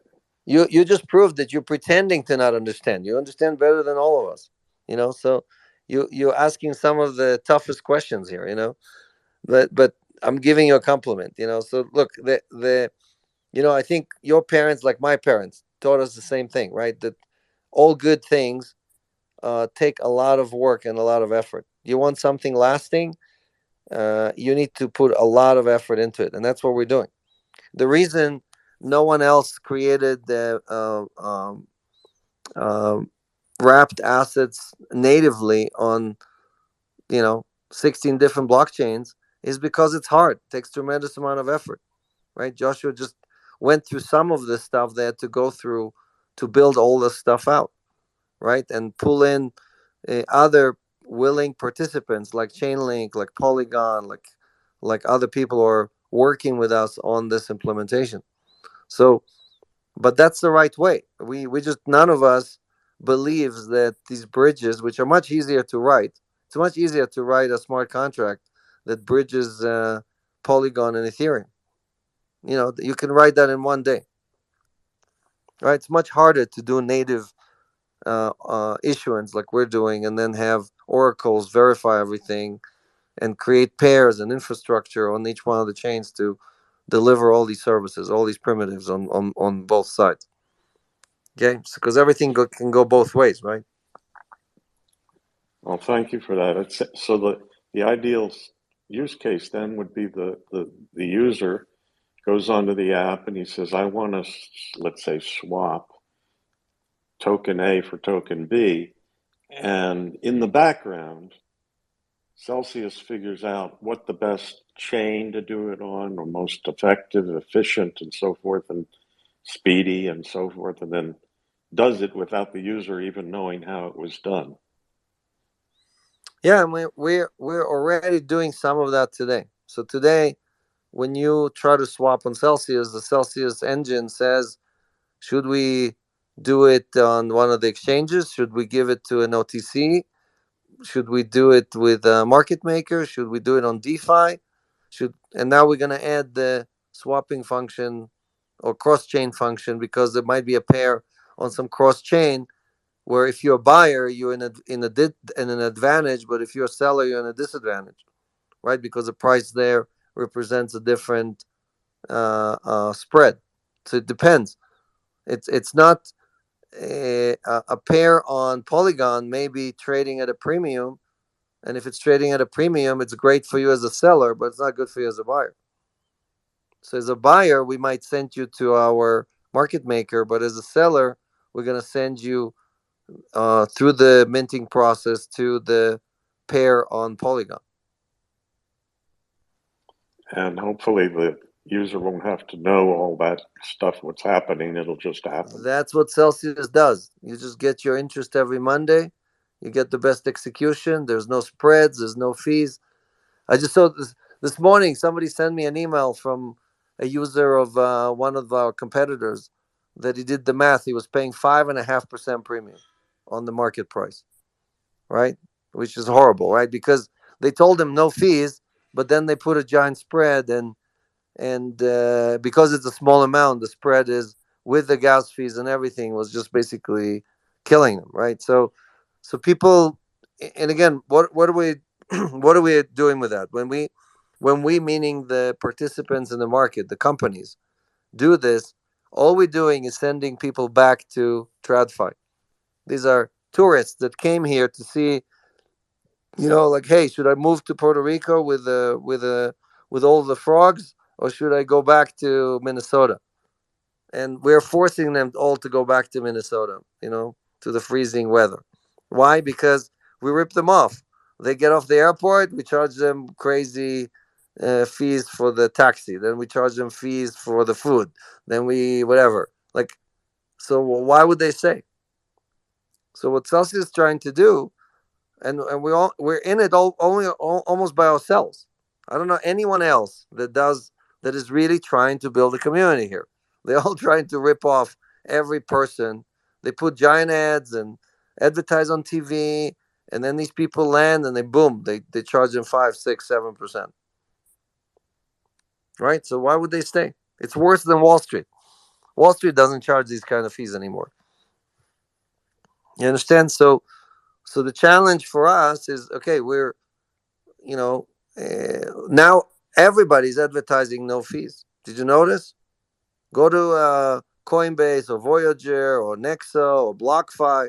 They're all saying no fees, yet they're all charging spreads. Like Voyager got a lawsuit, a class action lawsuit, because they were basically misleading people about the no fees. Again, if you don't believe me, do a Google search. Right? So and the same thing, like one of the, I think BlockFi had the same problem, right? They were sued for not letting their customers know how big their spreads were while they were claiming no. So again, it's not. I'm not saying these things because I don't like these other companies. I'm saying these things because if we want to bring 1 billion people into crypto, and all of us get our coins more valuable, right? The only way your coins are more valuable, the only way, is because all these new people are showing up, right? Look at Michael Saylor. Michael Saylor filled up his bags at 10 and 15 and 20 and $30,000, and then he's spending every minute he has convincing everybody else how great Bitcoin is. Why? Because the only way his bags are worth 10 times more is if he brings 100 million people into crypto. Just like I'm doing the same thing. I'm not saying it like he's a bad guy. I'm doing the same thing. I have a lot of Bitcoin. I have a lot of Ethereum, a lot of Cell token. The only way these coins are worth more is if I convince more people to come over. Now, different people do different stuff. Some people do it by convincing you that you need to buy the stuff from them, right? Like the exchanges and the guys that try to get you to use your credit card. Some people just say, look, this is the best asset, like Michael Saylor. He's not trying to sell you anything. He's just trying to get you to take whatever 5 or 10% of your money and put it into Bitcoin. And if everybody does that, his bags are worth more. And Celsius is doing something no one else is trying to do, is to do it with no fees. Try to convince everybody that this is the only place where the community actually acts together to create something beautiful for everybody in the community, the way it should be, right? Now, it's not that the first or the second method are not good. It's just that the third method is much better. Okay? And again, it's obvious for all the people who are using Celsius, but I can tell you that 99 out of 100 people that hear the idea of Celsius think it's too good to be true. They think, come on, who would do that? Who would sacrifice all the money that they can charge people, right? We paid you guys $1 billion in distributions, $1 billion over the last 4.5 years. Who would be? My wife asked me, why are you crazy? Why are you paying these people so much money? Right? Because we believe that if we do that long enough, we can convince one by one, we can convince all these 99 skeptics that there is a light at the end of the tunnel. That yes, the community can come together, and we, the people, can build something for ourselves that is better than any company or any government or any institution or anyone else, because all these other people care about themselves and not about the community. Now, again, I'm a very large Cell token holder. I benefit tremendously if I build this community. The company benefits even more than me. The company has 5 times more tokens than me, right? So it's a win-win-win. That's the beauty of this business model. The only guys who lose, if I deliver on everything I promise here, are the banks. I mean, could you come up with a better scenario where everybody wins in the community and the losers are the guys who've been stealing from us for 100 years? I rest my case. Wow, Norm, it's past 11. Go ahead. I'm done. Thank you. Wow. yeah, thanks for Everybody have a coming up. great evening. Thanks for coming up on stage, Norm. Appreciate it. Alex, it is past 11. I don't know if you want to do some closing thoughts. There's a lot of instability going on, and not only in crypto but in the world. Maybe tell us there's no monsters under our bed before we go to bed. Well, I'm in Vail, so it's only 9 o'clock here. I can keep going for 2 more hours. Oh, wonderful. No, I'm kidding. So look, I know it's scary out there. I'm Ukrainian myself, right? So I was born in the Ukraine, and it's put tears in my eyes to see that country being torn apart because some politician on this side and a politician on that side are trying to show each other who's the king, right? And the people are suffering as usual, right? So nothing is new under the sun. We've seen this every decade. There's a conflict somewhere, and none of that changes kind of the fundamentals of. It doesn't make Apple a bad company. It doesn't make Amazon suddenly stop shipping millions of packages, right? It doesn't make Bitcoin less worthy or at risk, right? So you have to ignore the news, and you have to think about the long term, and you have to think about your conviction and your what you believe in, and I hope you come to the same conclusion that I come to, which is that I'm not changing any of my assumptions. I bought some stocks today right before Biden started his speech. I was like, okay, this is probably the bottom of the market right there. Everybody's terrified that Biden is going to say we're going to war. And if he doesn't say we're going to war, everybody's going to start buying all these undervalued assets, right? So I think all of us, obviously, again, it's scary out there. The weather is not nice, but it doesn't mean that the sun is not going to shine tomorrow or the next day, and so on, so on. So, I posted, inviting all of you to huddle on, and that's what I'm doing. And I hope that you'll come to the same conclusion. And for example, I instructed our mining team not to sell any Bitcoin. That was like a month ago or whatever. So we're hodling all of our Bitcoin. We're not selling anything. That's Bitcoin that the company owns, right? And so we're taking advantage of these down markets to increase our allocation or increase our exposure to Bitcoin and other assets, right? So again, just sharing. This is not investment advice. I'm not telling you what to do. I'm just sharing with you what I'm doing, and each one of you has to decide for yourself what is the best for you, right? Each one of you has a different risk tolerance, different balance on their credit cards, different size of a mortgage. All these things matter, right? So again, it's a very simple process. Instead of doing complicated formulas and whatever, just if you're not sleeping well at night, that means you have too much Bitcoin, and you should sell some, right? Until you sleep well at night, even if you bought it at a higher price, right? Because the measurement is not 10% of your assets or 20% of your assets. The measurement is do you look at Bitcoin the first thing you wake up, or do you get a cup of coffee and you take the dog on a walk, and maybe once a day you pop into to see how the markets are doing? Okay, that's the measurement. That tells you if you're a long-term thinker or you're not, or you're taking too much risk. And again, definitely don't use any leverage. Not worth it. Bitcoin is already extremely volatile asset, 70, 80 vol, right? One of the most volatile assets you can buy. The last thing you need is to put more leverage on top of it, right? So thank you, guys. Thanks for joining. I'm going to hop off, and Josh and the team will, have some closing thoughts. I think Norm didn't give Josh any compliments because he's moving to California. So he was like basically dissing him for leaving all of us in New York. Good night, everybody, and we'll see you on Friday on the AMA. Take care. Take care.